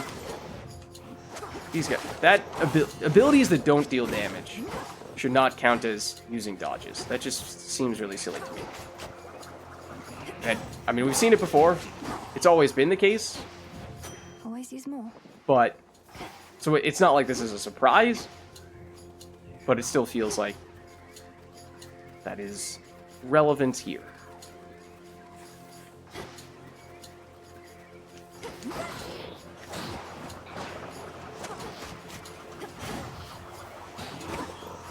Please stop that.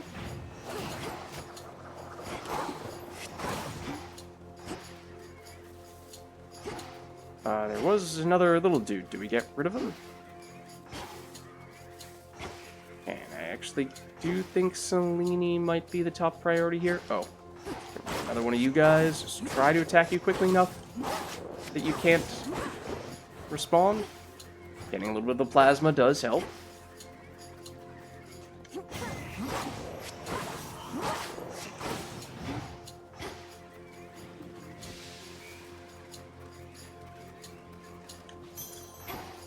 This.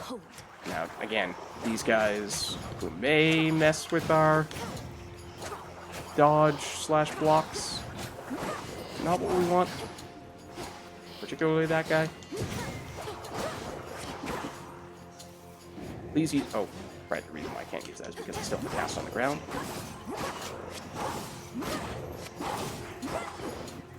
That did give us a lot of plasma.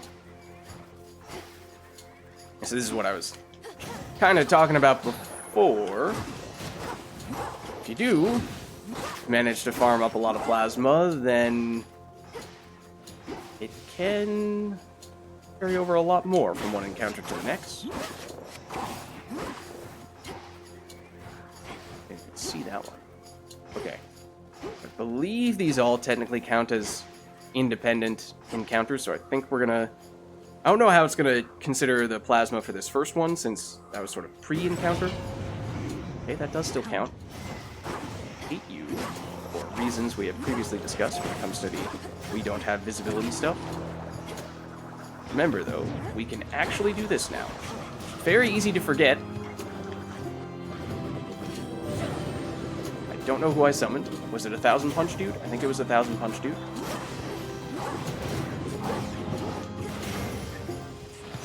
Is that all? Oh, that was just a guy who technically wasn't a part of that encounter. Okay, fair enough. If we do this... A relative is offering their aid. Servant is 25% faster and has 30% critical hit chance. That's what we're getting, and it is from Hera. And use it one more time in Guardian encounters. We'll definitely want that.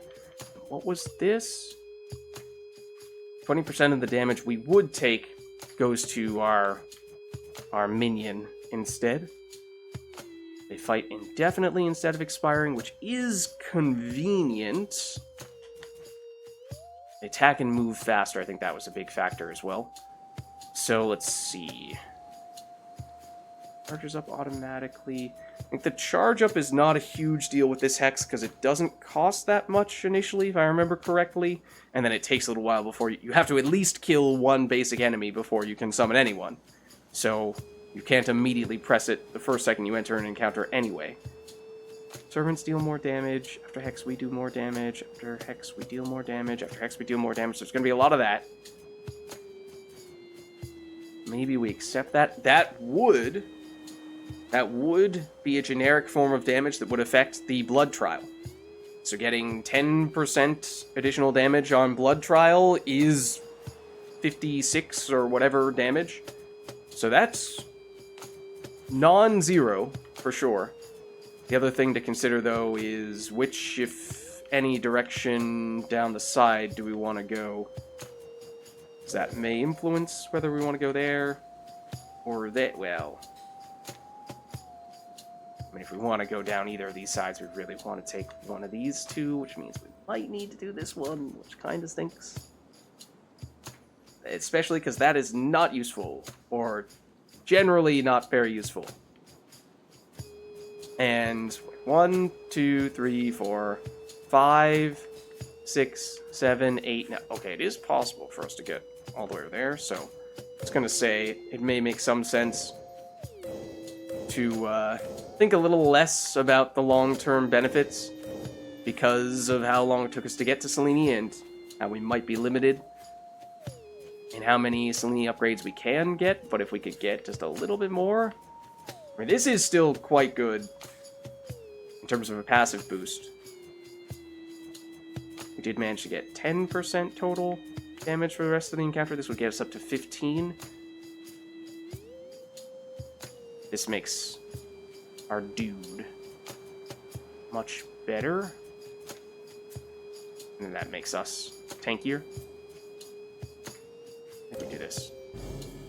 Now 2 remain. Okay. So now, I guess we'll go life. Oh, hello. Grab that. Do we keep the plasma? Seems like we do. Okay, remember. Bonus armor at the beginning of the encounter. Hello, armored enemy who is annoying.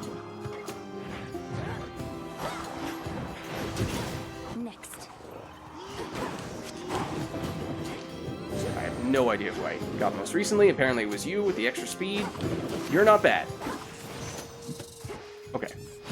So I'm hoping that we've done at least enough upgrades with Selene that the minion that we summoned is decent, and just that the bonus damage after we activate our Hexen in the encounter, that is also a big enough deal to be meaningful, even if that's more of a passive bonus. Subtle downside of the Hex. It means our minion is doing more of the damage than we are, relative to what was happening before, which means fewer opportunities to get the plasma farmed up. Technically, it's a little bit of an anti-synergy from that standpoint. It's minor, but still. Is this the penultimate room? It feels like it's a little bit early for that.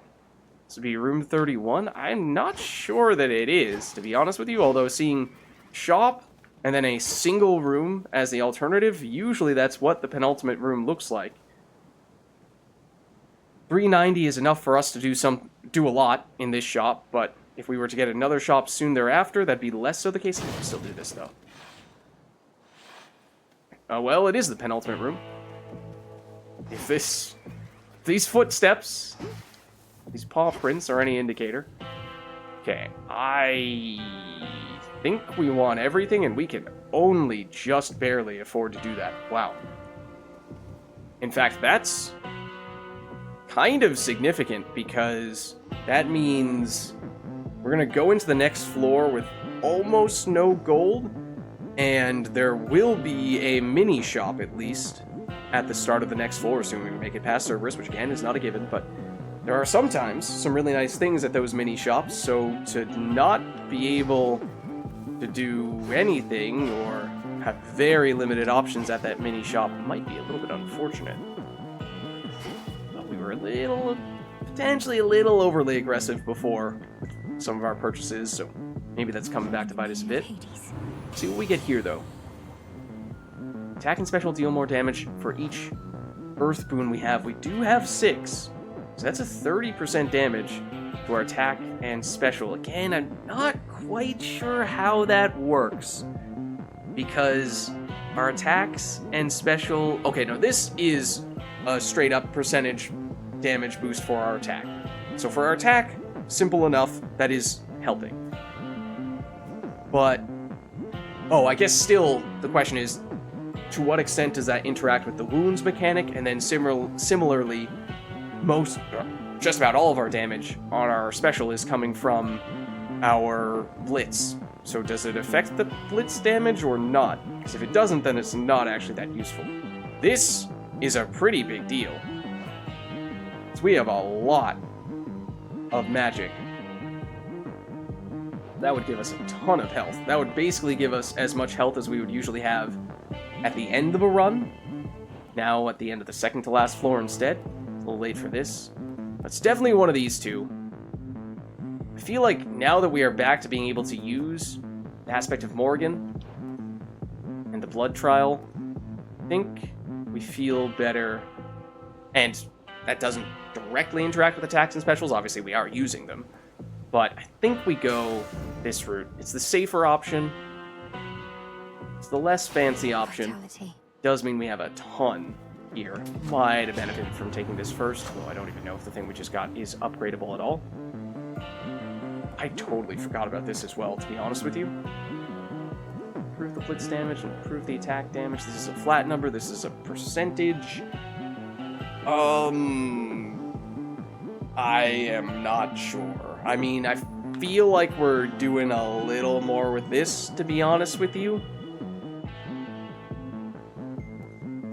It is obviously also a higher rarity. I guess we'll go that route. The underworld's power. Just the problem is, as we were saying a while ago, is there's very few ways to directly improve the damage on this. Hex is probably the most significant way we've seen thus far. And here is Rival Cerberus. We've seen him once before, but I didn't think it was too tough on that occasion. I feel like maybe we got a bit of a false sense of hope there. Or that is giving me, perhaps, a false sense of hope. Because it may have gone more smoothly than it would usually go. We may have had a really strong build, and I don't know how we're going to fare this time. There's a bunch of fire, in short. I'll cool you off as soon as possible here, boy.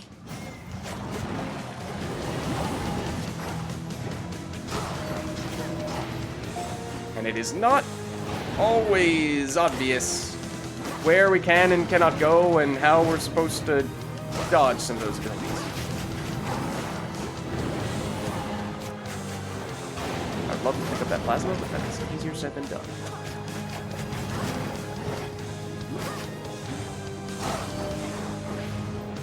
Like, how do I avoid that? Is what I'm wondering.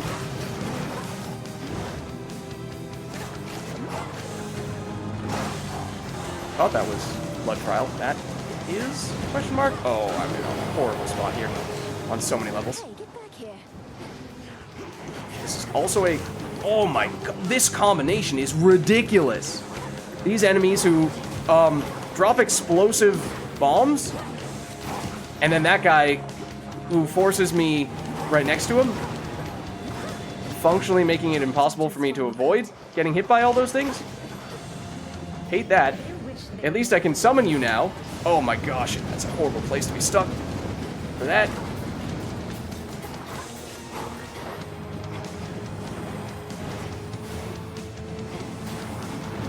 No. Okay, I was trying to get back closer to you so that you didn't hit me with a flamethrower that I couldn't run away from in time. Behold the Queen's wrath. Okay, I would really appreciate if you would focus on the other more meaningful enemies. Yeah, because see, here's the flamethrower that I wanted to avoid. And yet I'm stuck once again. Stuck focusing on you when I really don't want to be doing that.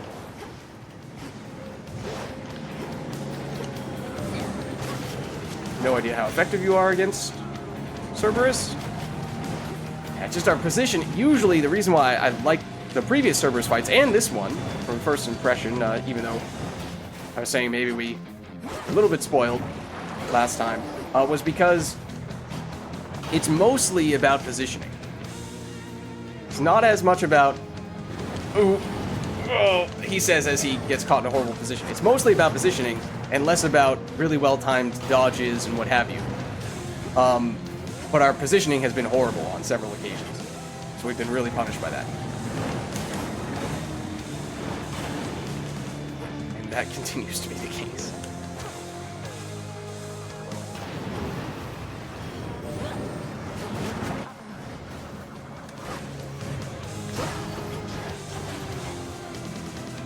Obviously, I don't have a great sense of what all of his abilities are, so that is a factor as well. It's just a little more AoE than I would like it to have. That looks like a, yep, flamethrower. Am I technically in the fire? Yes, I am. Okay, now get out of there. Now summon you. Fortunate that we got the dodge in there. That's also flamethrower, so that one was much shorter for some reason. This one wasn't. Wasn't quite enough range. No choice. That didn't have enough range either.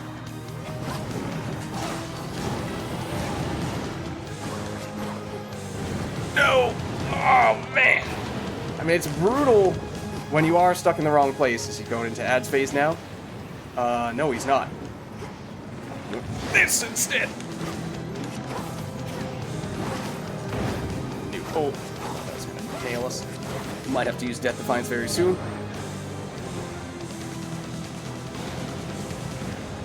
Ooh, hello.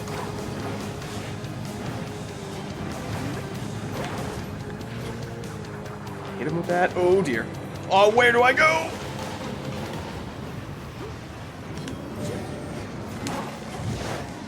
I don't know which one I still need. For blood trial purposes, I was still hit by that. That stinks. Flamethrower? No. I have 1 health. Something's gonna hit me. Yep. Just a matter of what. Still hitting me, because this is not where I want to be for flamethrower phase. Nor is this. That still hits me as I'm running away. That is very frustrating. It's still, I've said this as of years ago with Hades 1. It felt like the case there as well. Some of the area of effect abilities in Hades do feel like they go a little bit beyond the range of the circle. That was one of those times. So at least close. Is he doing flamethrower? He's doing something.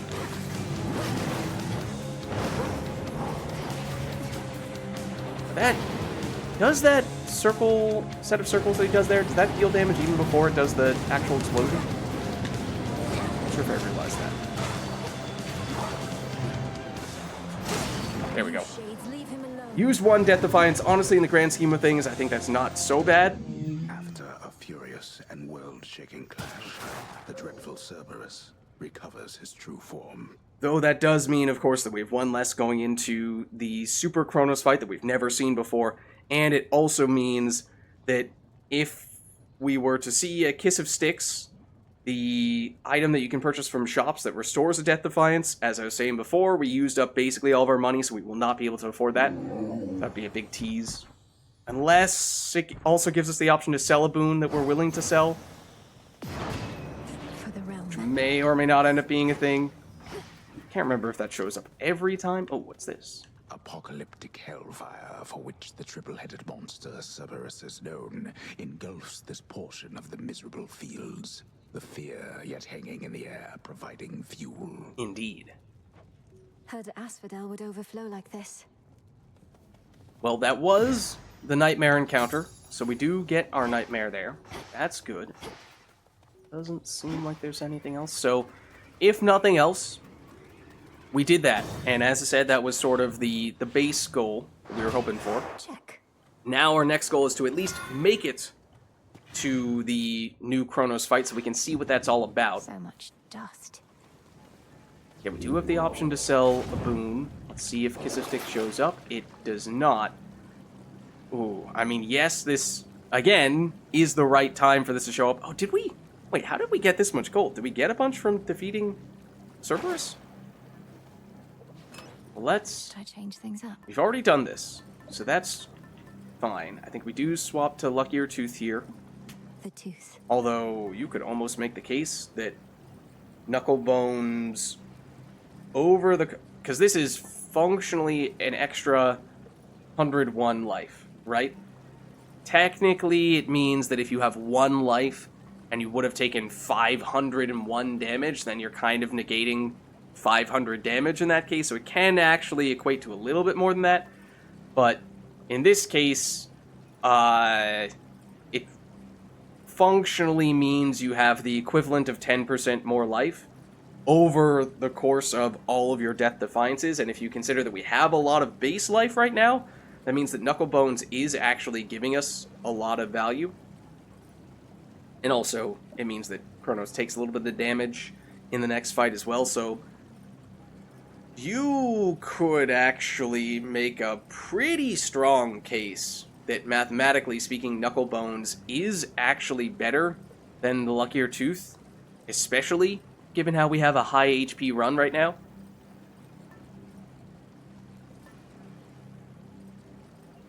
But I'm rather accustomed to going this route. So even if the math maybe suggests otherwise, logically speaking, and it's not letting us look at... I wish I could pull up exactly how much life we have right now, so then I could more easily stomach that.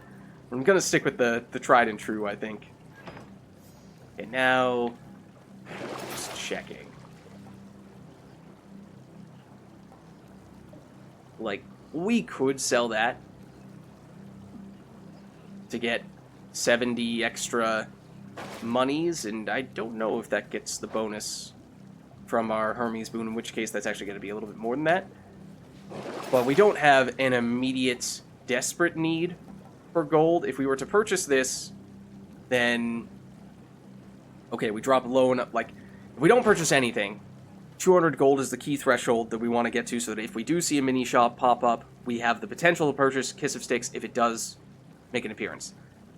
We aren't quite there yet, but if we don't buy anything right now, by the time we get into a room with a mini shop in it, we would certainly be at 200%, or rather 200 gold. If we were to purchase Spark of Ixion, it becomes somewhat questionable as to whether we'd have enough if we were to purchase this and then sell you, or maybe even you, then at that point, sure, we definitely would have enough. We're on net still gaining gold in that case. I'm half tempted to consider that as well.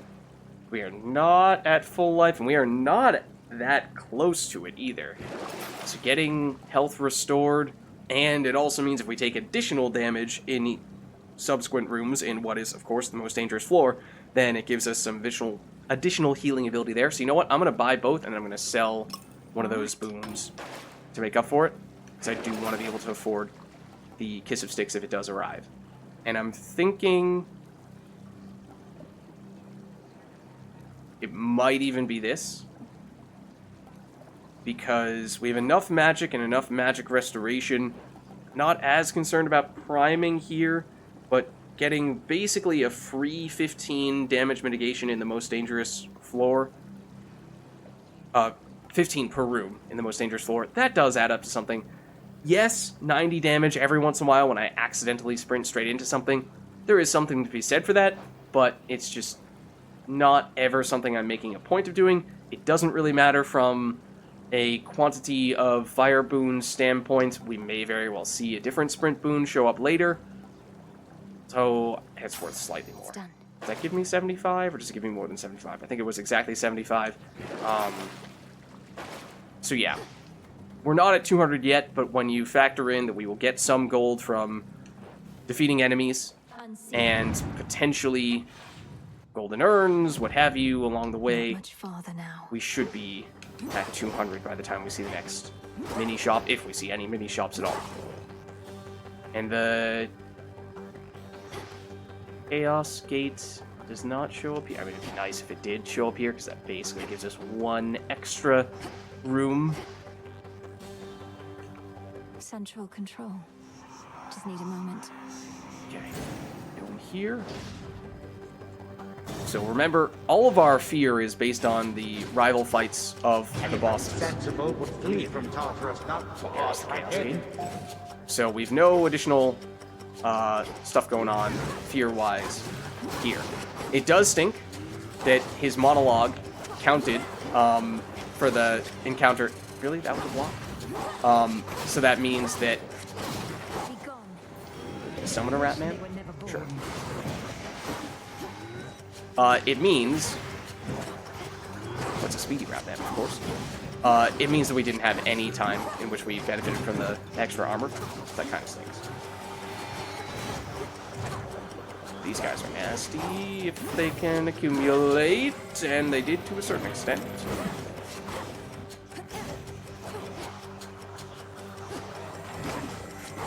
Oh, stop that. You're down. Now we are also at the point where the extra damage from the Blitz is not necessarily enough to take enemies out by itself. Can't just count on that to do as much of the heavy lifting as it once did. Okay, don't stand on the trap. Okay, that was definitely slower than I would have liked it to have been. Really? Okay, there's our golden urn. We are above 200 gold now. This is legitimately a very tough decision to make. I know we made some sacrifices in order to even have the option of going in here, but what are the chances that this is more useful than this, especially when you consider this will take some time to evolve, so it will have a downside before it has an upside, and this has no downside. I'm pretty frustrated by the timing of that, or really the timing of this. I feel like we never see Hades this early on. I feel like we have to go Hades here. It's more of a sure thing. Especially when you consider, again, we're going into a boss fight that we've never seen before. Greetings. So we kind of, at this point, would like to deal with the enemy we know to the extent possible. Or use the tools we know, more like. That you have seen Olympus with your own eyes. Your brother never had that opportunity. And I myself. My life is here, and I have no memories of mountain tops. It must have been a sight to behold once. Now it's beset with the Titan's legions and mindless automaton defenders that want me destroyed just as much as our foes. I told them never to depend on such contraptions. A proper army needs to be driven by glory, if not fear. Their automatons feel nothing. How well can they possibly fight? They are a pain. They fight pretty well. Deal more damage based on how many times we've used Death Defiance this night. So we've used one.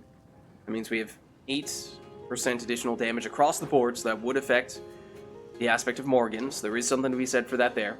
In your confrontation with Chronos Chronos takes a burst of damage after the first 3 seconds, which reduces his life by 20%.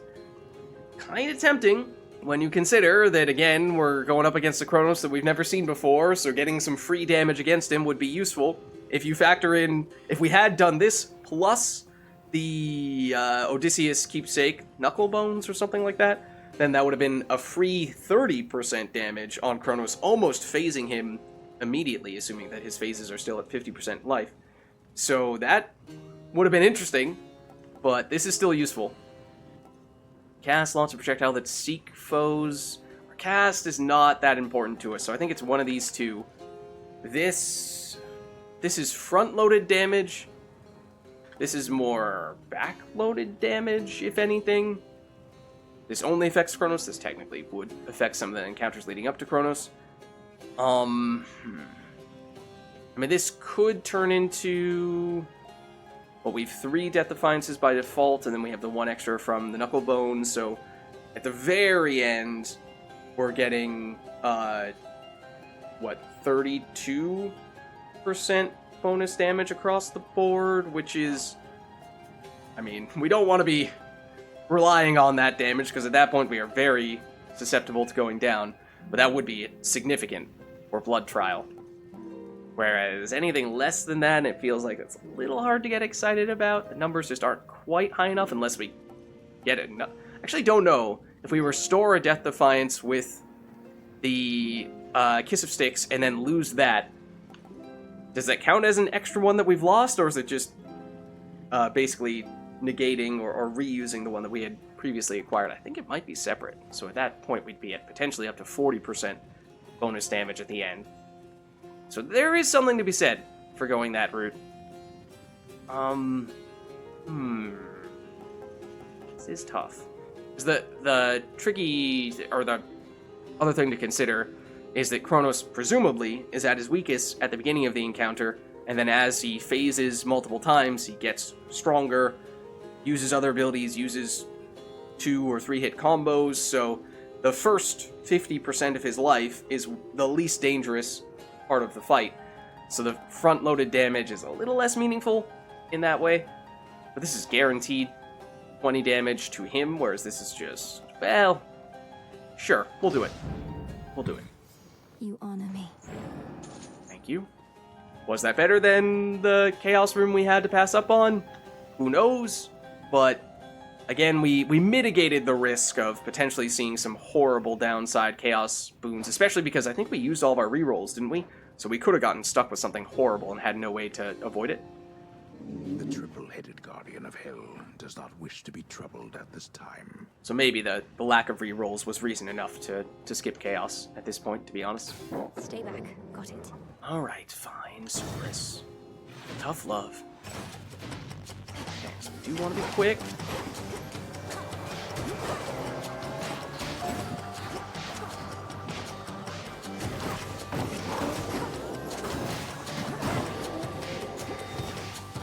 This, which may or may not be a good enemy to do it for.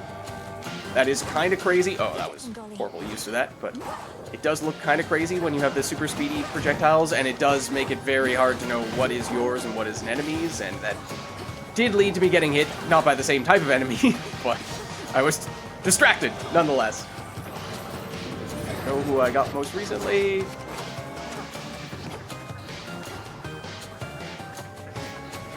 Be interested in doing this blood trial stuff. Or triad trial? No, like no. Oh, that's ours. Okay. He did go down.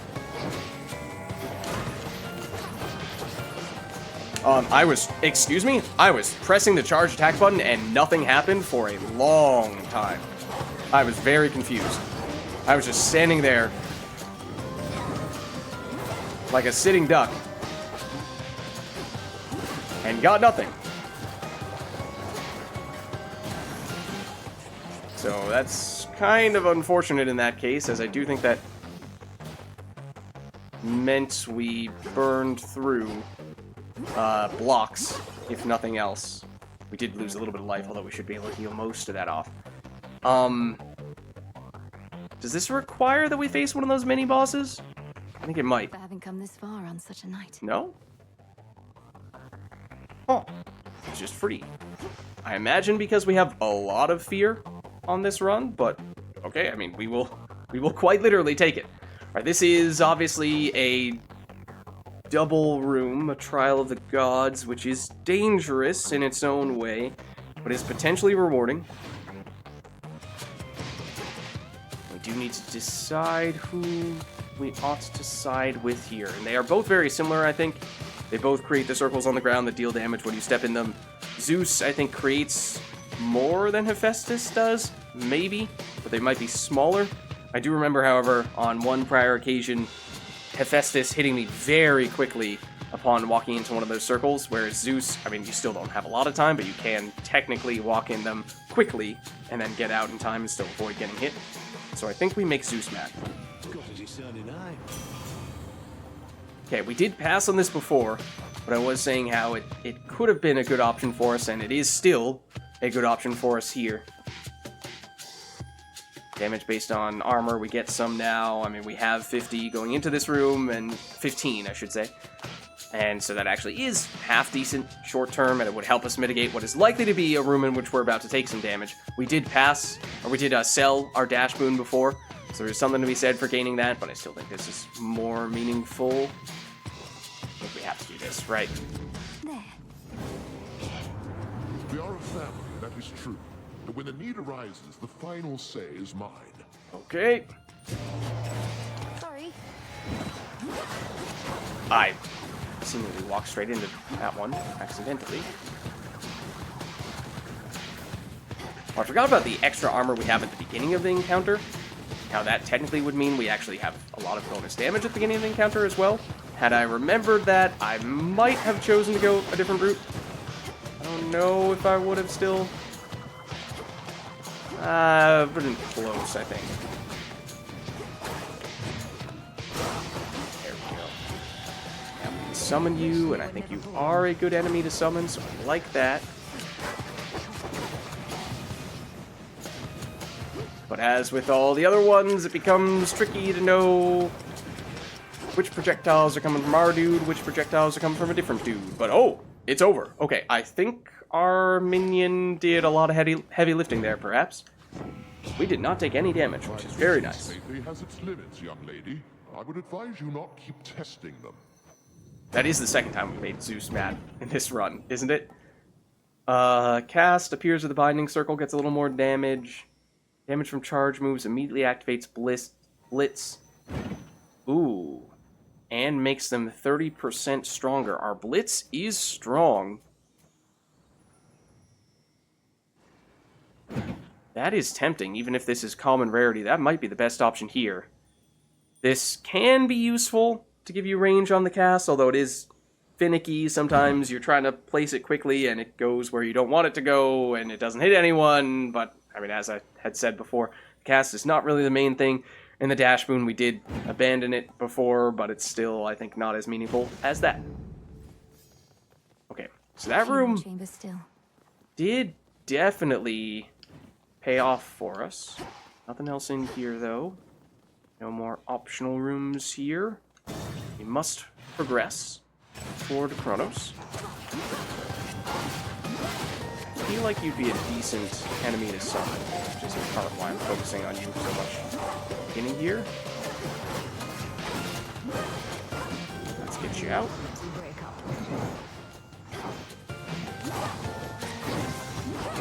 Get him.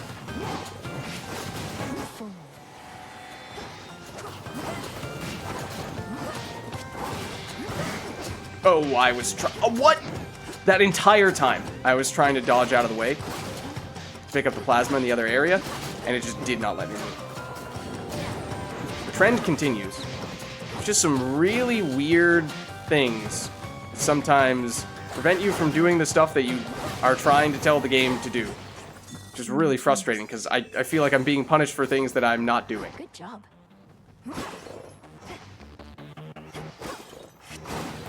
We took actually a few hits from that, which is unfortunate because we're not going to be able to heal all that off just from walking into this next room. And we only have one option.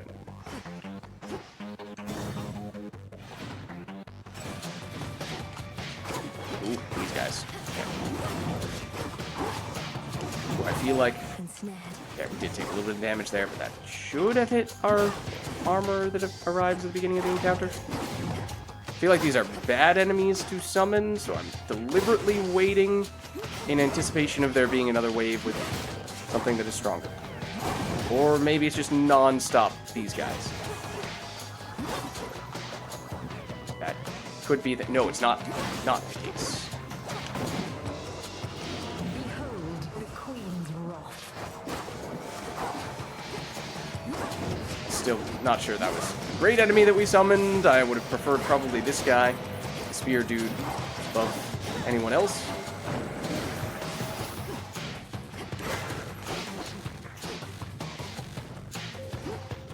Don't know who I got most recently. Okay, apparently it's you. It'd be great if you could hit anything at all.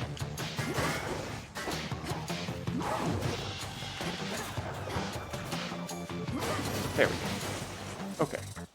I don't know if we took any damage. We don't have that much health. I think that is primarily because of how much damage we took in the previous room, which is really pretty significant. Maybe we took a little bit here. Mini-boss, high rarity, Ares. Or just proceed. If we hadn't taken the damage, I'd be more willing to do it. We, of course, do anticipate there being a super shop at the end of the floor, and we do have bonus gold earning potential, so to a certain extent, we benefit more than we usually would by taking on additional rooms, and being just a little bit shy of 500 gold. It's enough to do some things in that super shop. Potentially purchasing 2 boons, or, we might want healing. I think we might still want this. Which one is it? It's Super Ratman.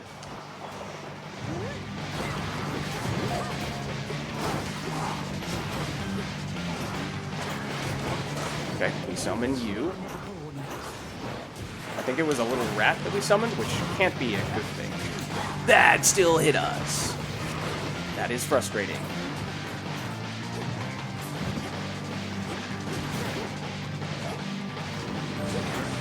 Go, little rat man. Except it's not a little rat man, it's just a normal rat. I really want to do a charged attack on you to activate the blood triad. But I feel like I don't have time. There we go. Boom. Okay, I'm not sure if we took any damage. We might have taken a tiny bit, but definitely was worth it overall. Especially if you consider the gold that we gained and make that a little more gold while we're at it. And as for the boon, In the name of Hades. that was in some ways secondary, to tell you the truth. Foes with wounds may suffer 200% damage when struck. Double damage chance 14%. And that would be our attack that is applying the wound. And that would affect all sources of damage, I believe, which means if you get double damage on the aspect, then that's a huge deal. Charge moves, spend more magic, but create Falling Blade for each foe struck. That's not bad either, given how we are using so many of those charge attacks, and I'm thinking that we still have enough magic and magic restoration that's even in a long Chronos fight. Hopefully not a huge deal, but I think this has probably the most upside. And it isn't, all of these are earth boons, which means we're getting a little more from this infusion as well, which is a nice bonus. Greater strength. What was that? Oh, that was the infusion that it just said got upgraded, right? I was like, what is martial infusion? How about the thing that you were, or martial art? How about the thing that you were just looking at? One chamber left. Okay. I think we do want Selene. It is a normal room, not a mini-boss fight. And we saw there was at least one big thing we could get from having a few more Selene points. Now, that is a horrible place to stand. There is a mini shop as well, which could be huge, potentially. Don't stand there. But also, potentially... Yeah, I'll do it. Would have probably liked to have used it on one of those spear dudes. I do think they're probably the best, one of the best enemies to use that on this floor. Also, do you see how many projectiles there are we go further in that direction? Because the answer is a lot.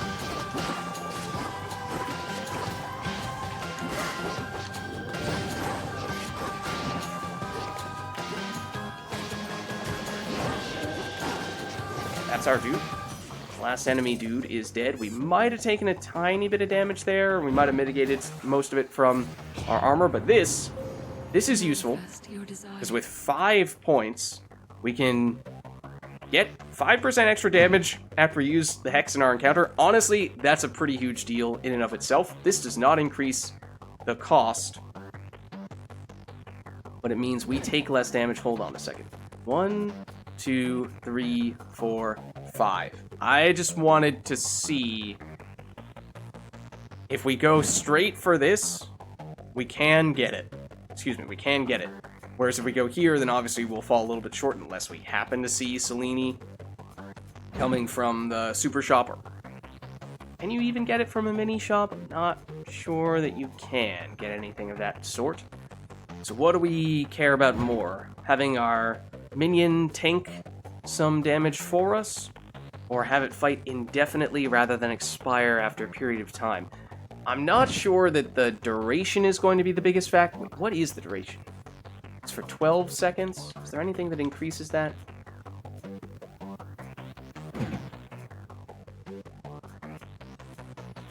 I think it is still 12 seconds here. They move faster, so we're getting more out of them while they're there. But I'm just wondering, what is going to be the thing that is going to destroy our minions? Is it going to be that they run out of duration in the Chronos fight, or is it going to be that Chronos kills them? Because I imagine more often it's going to be that Chronos kills them. So I don't know that that helps all that much against Chronos. I mean, this definitely means they will die rather than run out of duration. So I think we do that. And then that means we can still potentially get good value here. Let's see. We're looking at mostly just the passives. I mean, we could potentially go 1, 2, and 3, and maybe if we somehow get more Selene stuff, we have the option of getting this later on, though, as I said, I'm not sure that really makes that big of a difference. I think more than anything, we might want to get 5% damage after Hex, 5% damage after Hex, and I don't think that means very much, so probably... Ooh. Okay, and the last one's going to be pretty useless. Charges up automatically? Or no, Servant deals bonus damage, probably.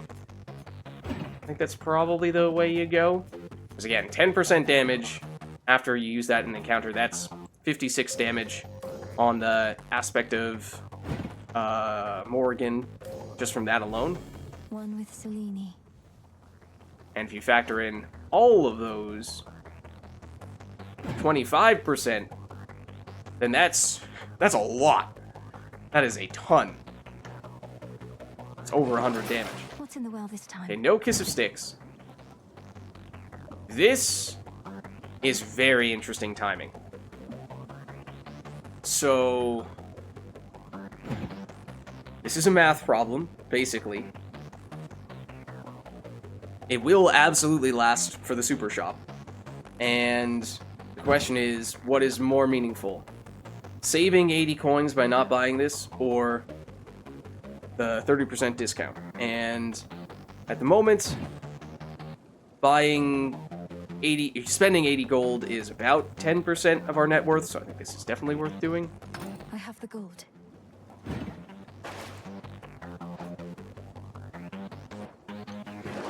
Half wondering if it's even worth going here as well.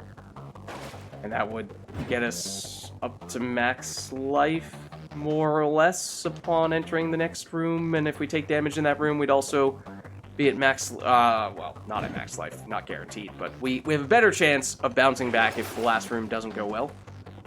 What are the chances that 31 gold is a difference maker? I don't know. I think it's still worth taking that risk. We should get some money from this room as well.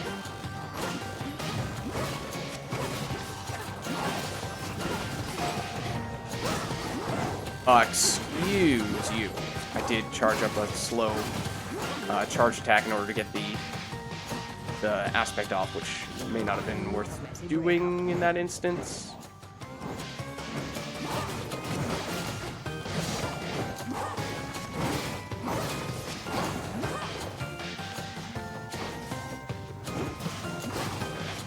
You're not dead. This does seem to suddenly turn into a very crowded room.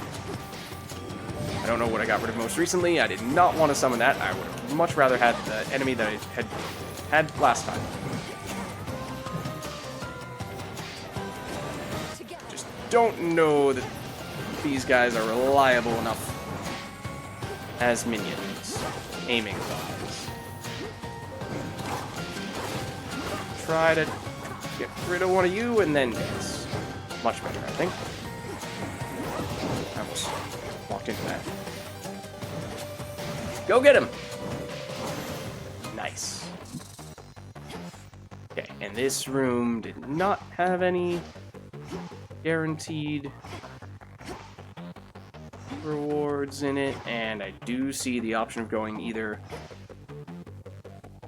shop, super shop, or super coins, and I think buying those mini shop items that we got last time makes this much more worthwhile, because we know we are at full health, and we can still heal off the damage we take here, or at least some of it, more easily.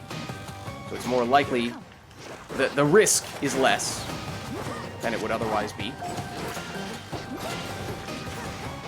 Oh, I didn't see that guy. I should have got his attention. It just made this more difficult than it had to be. And you, do you think should be helpful? I think you're a good one to have.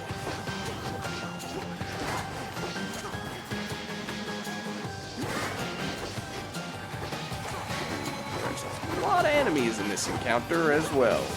Turns out, I don't even know what hit me, and I'm pretty sure I don't like what I just summoned, but we're gonna deal with it.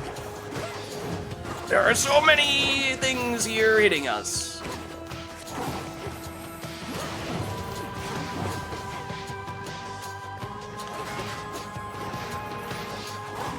Please don't block my attacks.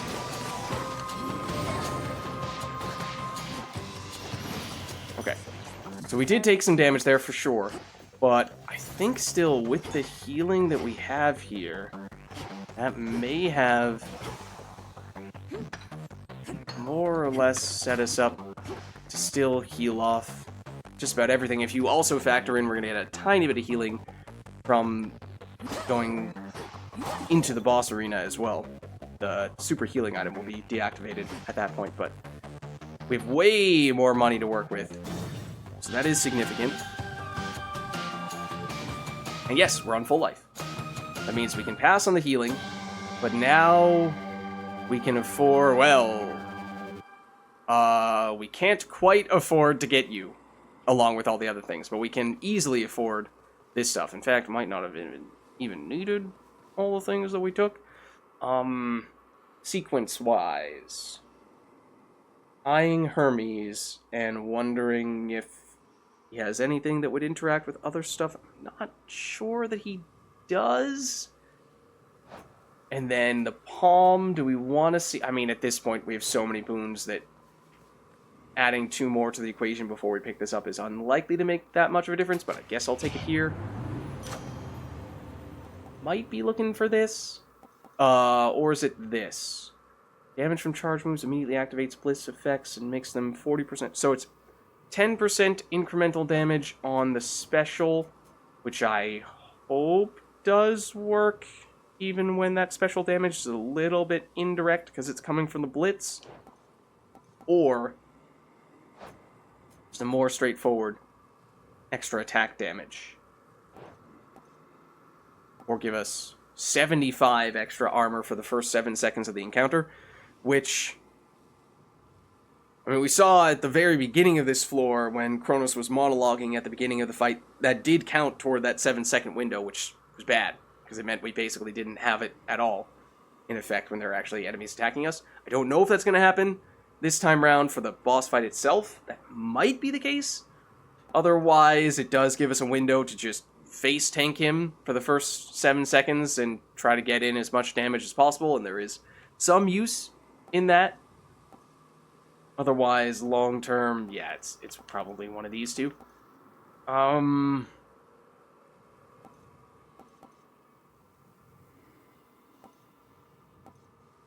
think it's probably still this. It's the boring choice, but it's probably the best choice. Technically, this is more expensive than this, so this might be a little bit higher. They're both higher rarity because they are more expensive than usual. Hear me on Let's my see thought. what this looks like. Channel your charge cast? No, any other charged ability and it would be meaningful. Those range shots are slower. Honestly, going into a Chronos fight that we've never seen before might be great. I have no idea. However, our sprint is 15% faster and gives us a barrier that ignores 3 instances of damage per encounter. Yeah, no, we have to take that. That's incredible. No question. So we could take this, but we're definitely taking this instead. And it's a duo boon that we haven't seen before. Automatically use magic to resist up to 30% of any damage.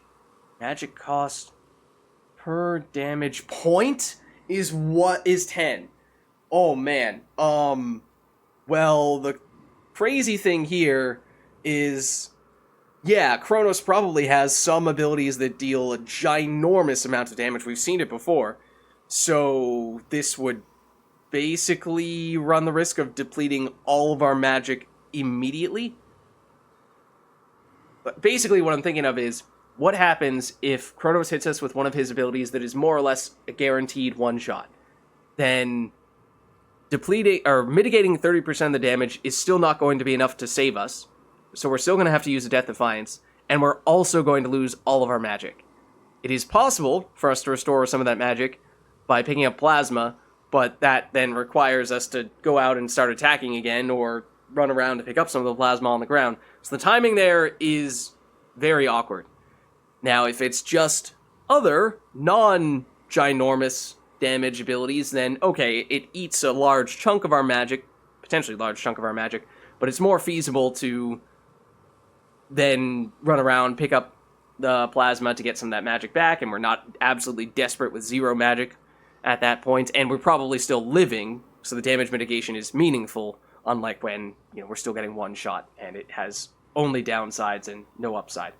So there actually is a situation in which this is a net loss, but I'm going to take it. It'd be one thing if it were the normal Chronos fight, in which I more or less know all of his abilities. There are still some that he hits me with that deal humongous chunks of damage, but especially against the Super Chronos that I've never seen before, I mean, he might have a one-shot ability that I've never seen, and he immediately hits me with it, and then backfire big time with that move, that boon. May moonlight guide you. Okay. So, I mean, technically speaking, we can't afford this. We might as well buy this, even though we don't benefit from it at all. Except we kind of do. Oh, it doesn't let us, because we're on full life. I was going to say, just the fact that we're spending 63 gold means we're getting closer to our next Charon card, but won't let us either way. Okay, so we didn't pick up a new dash boon. We did have an option of picking one up, but it seemed like there were better choices there. We did... What did we get from Hades? We went with the one that gives us the bonus damage from using Death Defiances. We did not see the Kiss of Sticks show up, despite having seen a couple of the mini shops. I mean, it is a rare item. We've had some luck in the past having it show up, but not this time around. So it does mean we're getting the damage active. Otherwise, I do think Aspect of Morgan is going to be a big deal, especially once we get this active. It's hitting a little bit harder, and hitting a little bit harder equates to a lot of extra damage.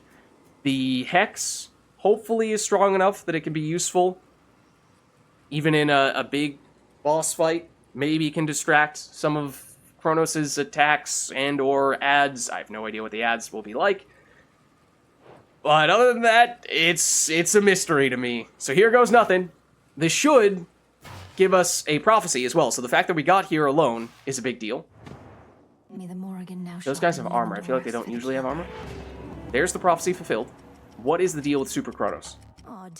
All of this looks entirely the same, and so do you, Titan. Uh-oh. I had expected that perhaps this night had something new for me in store. Oh, there definitely will be. He's just gonna wait until the last second to pull the ace up from his sleeve. Oh, do not sound so disappointed, granddaughter. If you wish for me to muster some newfangled trick of mine in order to enliven these proceedings, I am happy to oblige. See, now why did you have to say anything about it? It's like the classic, oh, why did you have to ask the teacher about our homework? Oh, and he goes straight into it, though. But it's not immediately obvious what it is. Oh, okay, that's new. I don't know what that is, but it is new. Oh, he's immediately doing extra stuff. Oh, that attacks on both sides, I see now. It does make it a little bit harder to punish him during what would otherwise have been perhaps the easiest window to do so. We have hit him with a few of the Aspect of Morgan procs, which is proving to be quite a big deal. So that's a good sign. That is helping. Oh, we can summon as well, so we'll do that. Not sure that this summon is any good, but we'll do it.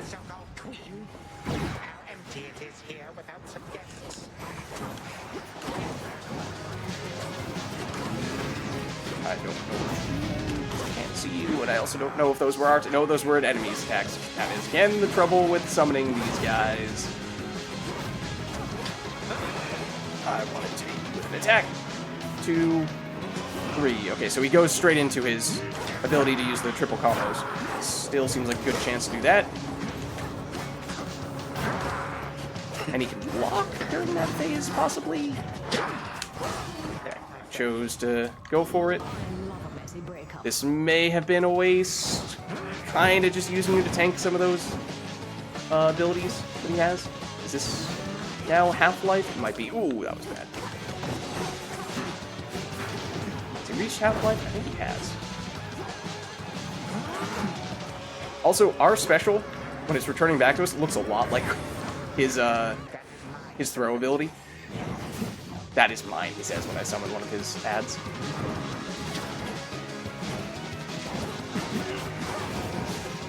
Nope. Not interested.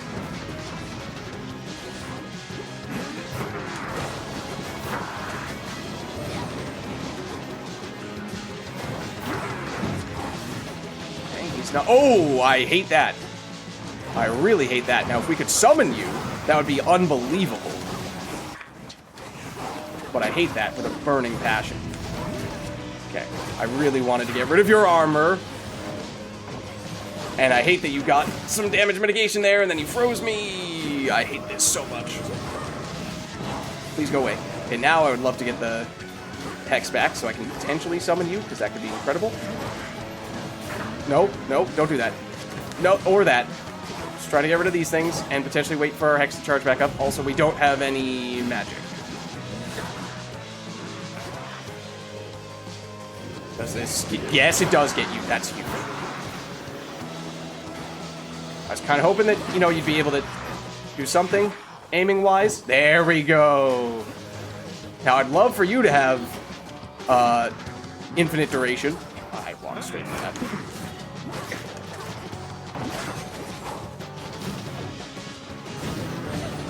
I kind of don't want to kill any of your ads anymore. Okay, so I'd love to keep this ad. Okay, now I'm assuming this is still... Go straight to one of the time verse. If I did have...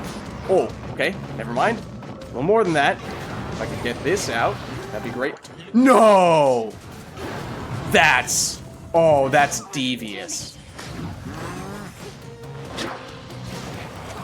I always mess this one up as well.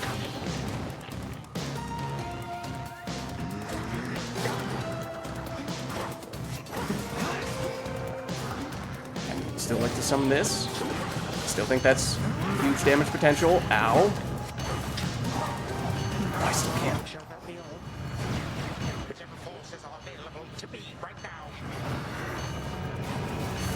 Ah. Bad. Get him. I don't want to kill any of his other ads.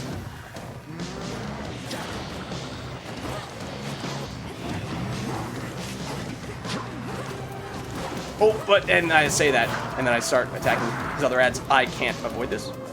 I can't avoid this. Is it still you? It is still you. That is actually huge. Except stop attacking those other enemies, if possible. There's nowhere I can go, and he's healing so much. I have no choice. Oh, that stinks. Okay, and I have to use Death Defiance, and we only have one more Death Defiance left. What? Did you see the AoE on that? Okay, I think I have to be... No, I have to be in there! No, I have to not be in there. I always mess that up. We're so close, but at the same time, we're so far. Don't have to... No, don't stand there. Or there. Except somehow I've still avoided that.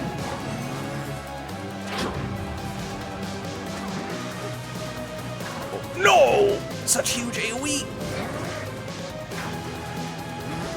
If not for the healing, we might have already had him at this point. Yeah, I need to dodge. Out of that. And then out of that.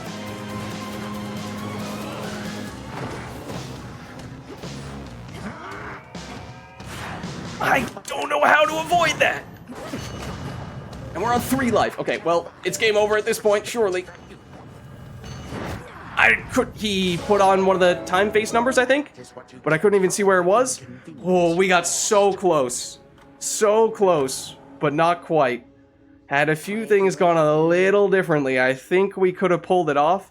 Did love, actually, and we managed to get that mini-boss as our minion that we summoned in, and it helped a ton for the latter part of the first stage and the first 3/4 of the second stage, but then it put us in this really tricky place where we kind of needed to take out all his other ads near the end, the sort of hourglass ones, because those heal him, but I was of 2 minds. If I destroy these, that means I lose my opportunity to bring back that really strong mini-boss enemy with my Hex. On the other hand, if I leave all these guys alive, he's going to continue to heal, and it's going to get significant, the amount of health that he restores. And as I said, if not for how much health he restored, we might have had enough damage to take him out there. But the other problem was that we also burned through all of our magic, and as I kind of was saying when we first took that magic restoration boon from Ares, it's better offensively, but it is not as good in terms of pure magic restoration. So I got to the point where I could set up Chronos with the special and with the attack, but I couldn't get the charge skill in there to trigger the aspect of Morgan, which may have been enough, with maybe not 1, but I think 2 definitely would have been sufficient to finish him off there. So, given how that was our first time trying the new Chronos fight, I think that is more than I could have expected, but it does feel like that was tantalizingly close. And, you know, if we had gotten something like maybe that Kiss of Sticks we were hoping we might have seen from one of the mini shops, again, you can never really rely on that, but just all those little things like that, maybe just getting one more thing working in our favor could have been just enough to get the job done. But alas, not quite. Chronos. Perhaps I ought know better than to tamper with the oath of the unseen. But we do now know what we're getting ourselves into when it comes to that more difficult rival Chronos fight. And, I mean, I guess I didn't even take any guesses as to what we were going to see in the new fight. It makes sense that he does the double and triple attacks right off the bat, since, as we've seen in many other rival fights, one of the most straightforward things that the bosses do is the things that they only do toward the end of their base fight, they can do right off the bat, or they do multiple times. So that made sense. Talk about doing multiple times, I was not expecting the double clock face insta-kill move. Oh, and that's probably what removed all of our magic, wasn't it? Oh, as I was saying, I think it was exactly what I had anticipated. Oh, so if we hadn't taken that boon, I don't even remember what the upside of it was. It was we take a little bit less damage at the cost of magic. I don't know. We might have been able to beat him had we not done that, so oof. We certainly know more now, but that combined with there was one of those times with the multiple clock phases where it wasn't just that you have to run to it, and I wasn't sure if we were going to be quick enough to get there, / I probably didn't react as quickly as I otherwise would have because I didn't know it was coming, but there was one where he had one of the freezy circles in the middle, so I had to run to the opposite side of the clock, and I didn't even realize there was going to be something that would freeze me on my way over there, so I would have been better served taking a more indirect route. Even then, I don't know if I would have been quick enough, but that that cost us a Death Defiance, so if not for that, that might have been enough for us to get the job done. All these things that, I mean, the cool thing is these are all things that we now know and can expect and can prepare for, so we can be smarter the next time round with how we set ourselves up, avoiding potentially things like that last boon that we took, and also execution-wise in the fight itself, we can be better prepared for the types of things that Chronos is going to throw at us. You deign to look upon me, witch. I shall haunt your every waking moment. Oh. Okay. We may very well want to gift it to you as well. But yeah, overall, it's hard to judge from just a single fight, but I think it was interesting. I think I liked it. Obviously, it's more difficult, and I could definitely see a world in which if you don't have a build that matches up well into that fight, it could be really difficult. We did benefit from, at times, having a really strong minion that simplified the fight, because we didn't have to do all the damage ourselves. But the other thing was we had extra movement speed from that Hermes dash boon that we picked up near the very end. If not for that, I think it would have been really challenging to get to some of the clock faces in that second phase, especially if you have to avoid the middle of the clock. So, I don't know, if you don't get one of those, you might just be in trouble. There's not a lot you can do there, because sometimes you may just never see a boon that increases your speed. So if that's truly the case where there's not enough margin for error for you to get to a clock number on the opposite side without having a dash boon, then that feels kind of cheap. But wasn't the case for us there. That one was just a user error / not knowing what we were getting ourselves into. So that was fine, at least on that occasion. We have one nectar, and hold on a second, because Dora would welcome it. The other person we are potentially interested in gifting to would be Odysseus, but he is looking to go to the fishing pier, so he's not looking for a nectar. So I think that means we are okay gifting to you, if you would not disappear. Okay. On the one hand, I really don't know what I did to deserve this, but on the other hand, I really don't care. It's mine now. There you go. Most certainly is. And there's more in it for you if you keep on haunting this tent. Oh. Alright. We're getting closer to something with Dora, progressing our relationship further with Dora. As to whether we're reaching a critical threshold, one would hope we're getting there soon. And as I said, defeating Cerberus was the base goal, if you will. We managed to do that. If we hadn't used a Death Defiance there, again, that could have helped as well, of course. But then we made it to Chronos, which meant we finished his prophecy, which gives us some ambrosia, which is nice, because that's kind of hard to get. And we got to see and nearly beat the Chronos fight. It just felt, as I said, so close yet so far. There's so much here for me to learn. Lady Hecate has been generous enough to teach me something of the herbal ways and of your craft. Oh? An everlasting pursuit.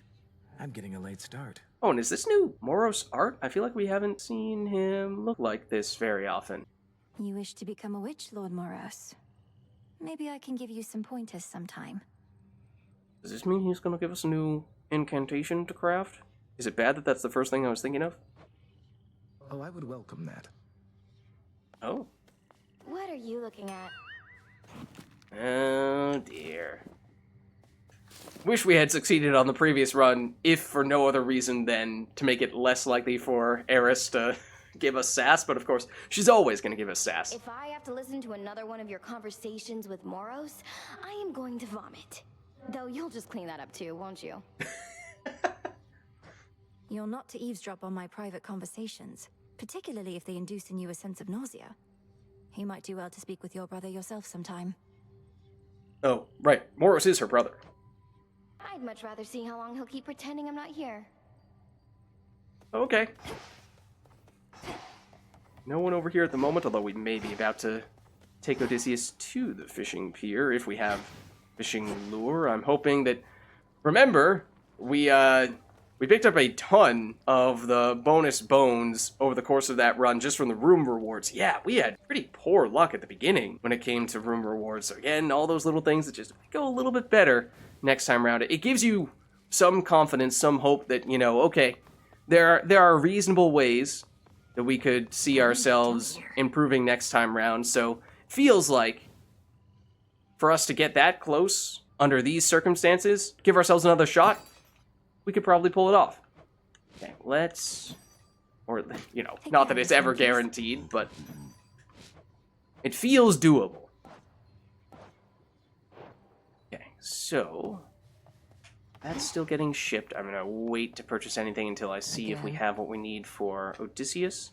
The hell are you doing talking to me? You get your scrawny ass back out there and get that Titan. What are you waiting for? That was oddly positive from Nemesis. Rude. I think that might actually be one of the least rude. I mean, delivery was still rude, don't get me wrong. But it was oddly supportive, which is not usually something Nemesis is. Headmistress, there must be something we can do for Arachne. Her curse torments her. What use is our craft if we cannot ease a friend's suffering? Yeah. Might there be something there? Arachne's fate is not yours to undo. It's a matter between her and Athena. Athena. I suggest you leave it well alone. Okay. Yeah, I was not familiar with Arachne's backstory. We had heard that she was originally a human and got cursed into a spider, but I don't think she ever said who specifically did it. So, Athena, now we know. Now that does beg the question, if when we next encounter Athena, might we be able to bring that topic up and maybe find ourselves helping Arachne on a later occasion? How did you know it was between her and Athena? I do not care for your insinuations, Millenoi. Alright, is Millenoi trying to imply that Hecate also had some involvement in that situation? Oh, right. This would also be useful. And we are still waiting on this stuff. Of course, didn't get any Zodiac Sand that time around, but that was also our highest fear run ever. So, didn't even mention that. But it was technically our most difficult run from that standpoint, with a new weapon aspect, so again, I feel like, given all those things, we did surprisingly well, so I feel okay about that. Have you caught Eris snooping through our plans or anything? Have to be even more discreet with her about. Oh? She stays over in her little corner mostly, Goddess, but I've been keeping my eye on her in case of anything, as long as she undermines our efforts well out of earshot. We can plan around it, you mean? Aye. Okay. Wait, excuse me? I would like to gift to Odysseus? Why let me gift to Odysseus? Death to Chronos, sir. He'll get his. What? Did we have the option initially? And I should have just done it before our conversation there? Well, that stinks.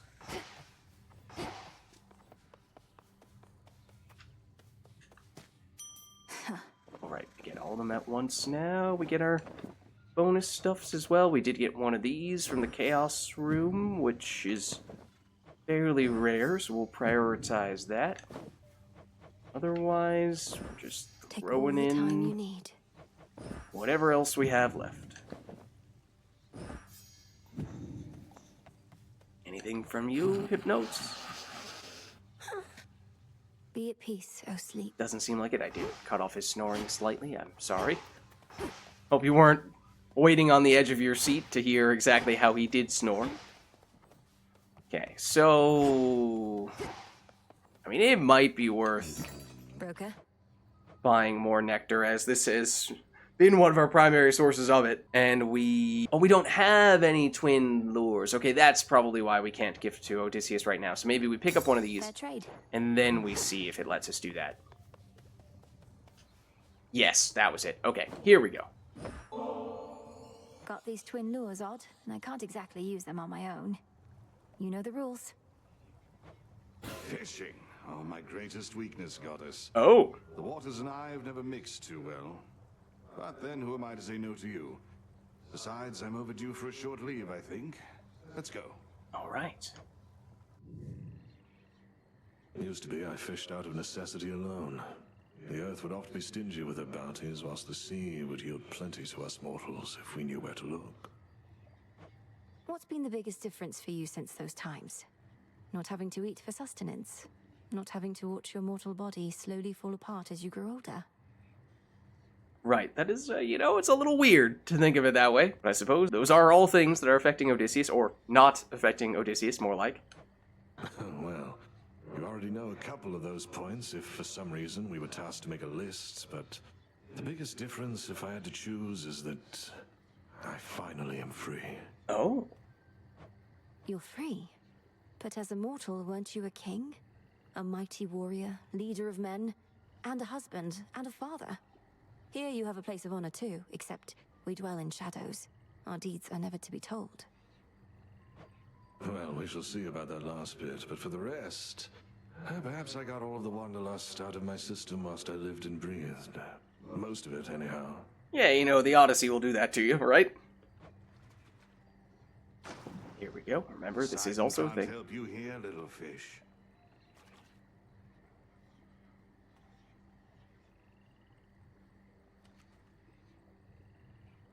Where are they?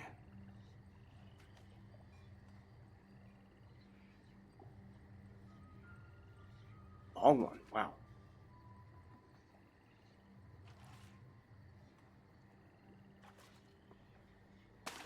There we go. I'm over.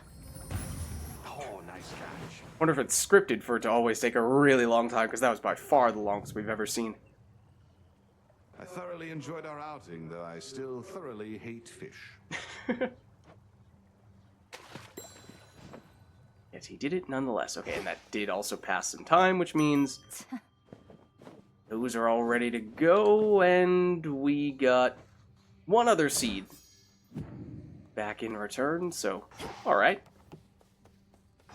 That also means, technically, that's a little closer to being ready to go, although still not close enough.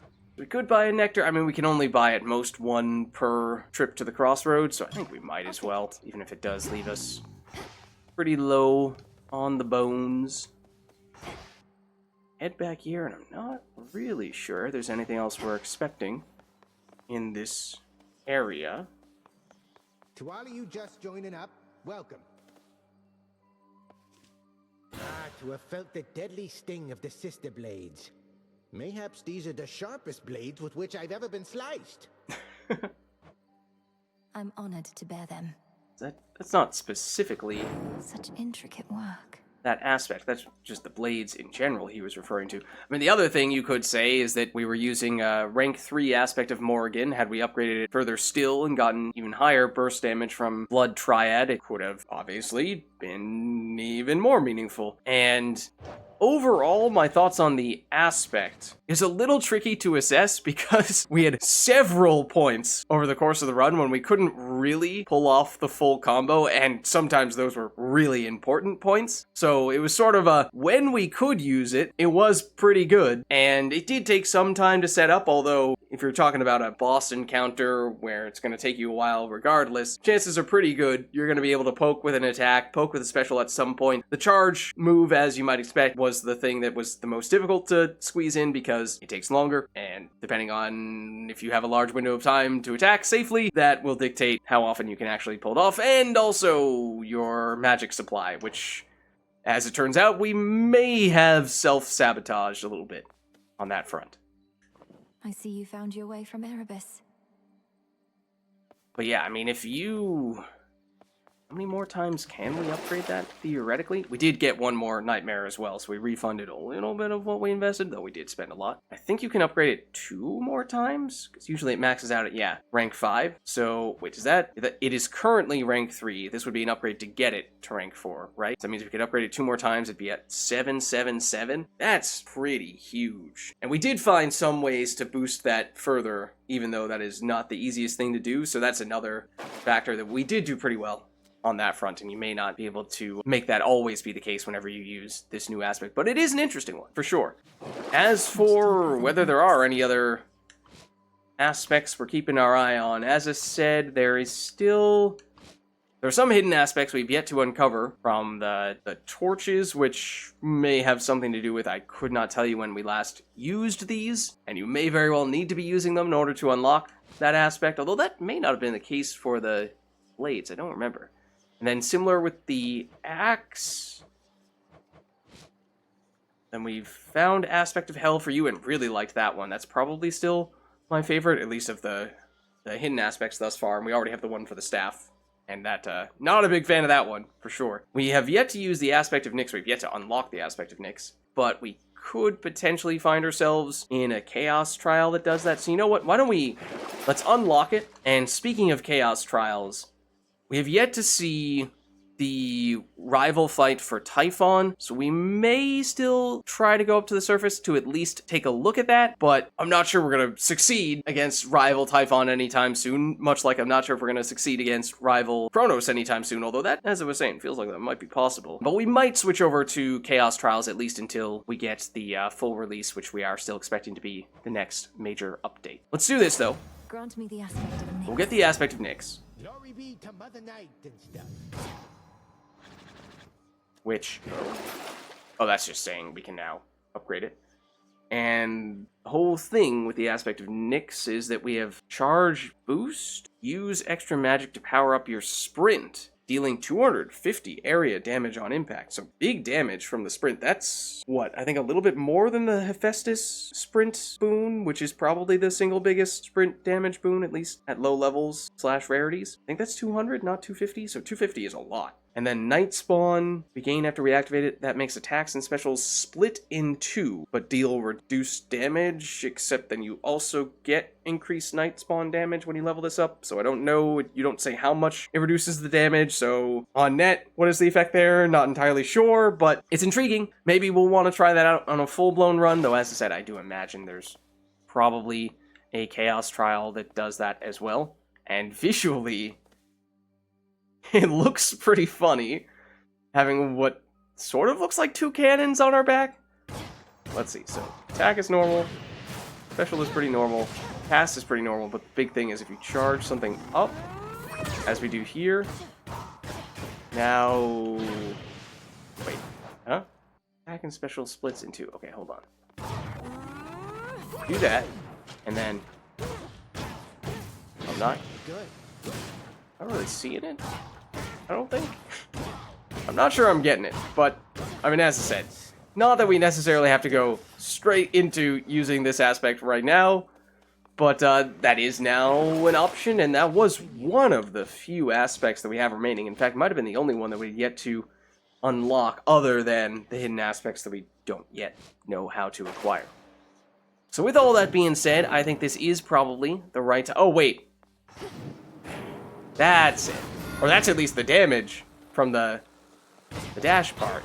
Okay, and then it splits. Okay. Yeah, no, I was using a different charged abilities. I forgot. It was just the sprint.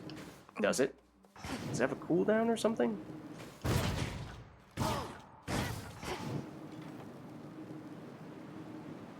Okay, well, still not entirely sure how that works cooldown-wise. Maybe you can only affect one enemy, or each enemy you can only affect with it once. It's kind of cool, I suppose. But, as I was starting to say there, I do think this is the right time for us to wrap things up, and I'm not entirely sure what we are going to be doing next, because we did about as much as we could have realistically expected on that previous run, if not more than that, to be honest. But I'm not really sure how eager I am to go all in on trying to defeat the rival Chronos and rival Typhon right now. Maybe at least see rival Typhon, but otherwise it could be time, as I've been saying for a while now, for us to shift gears over into the Chaos Trials. But either way, thank you all for watching, hope you enjoyed the video, and I'll catch you next time.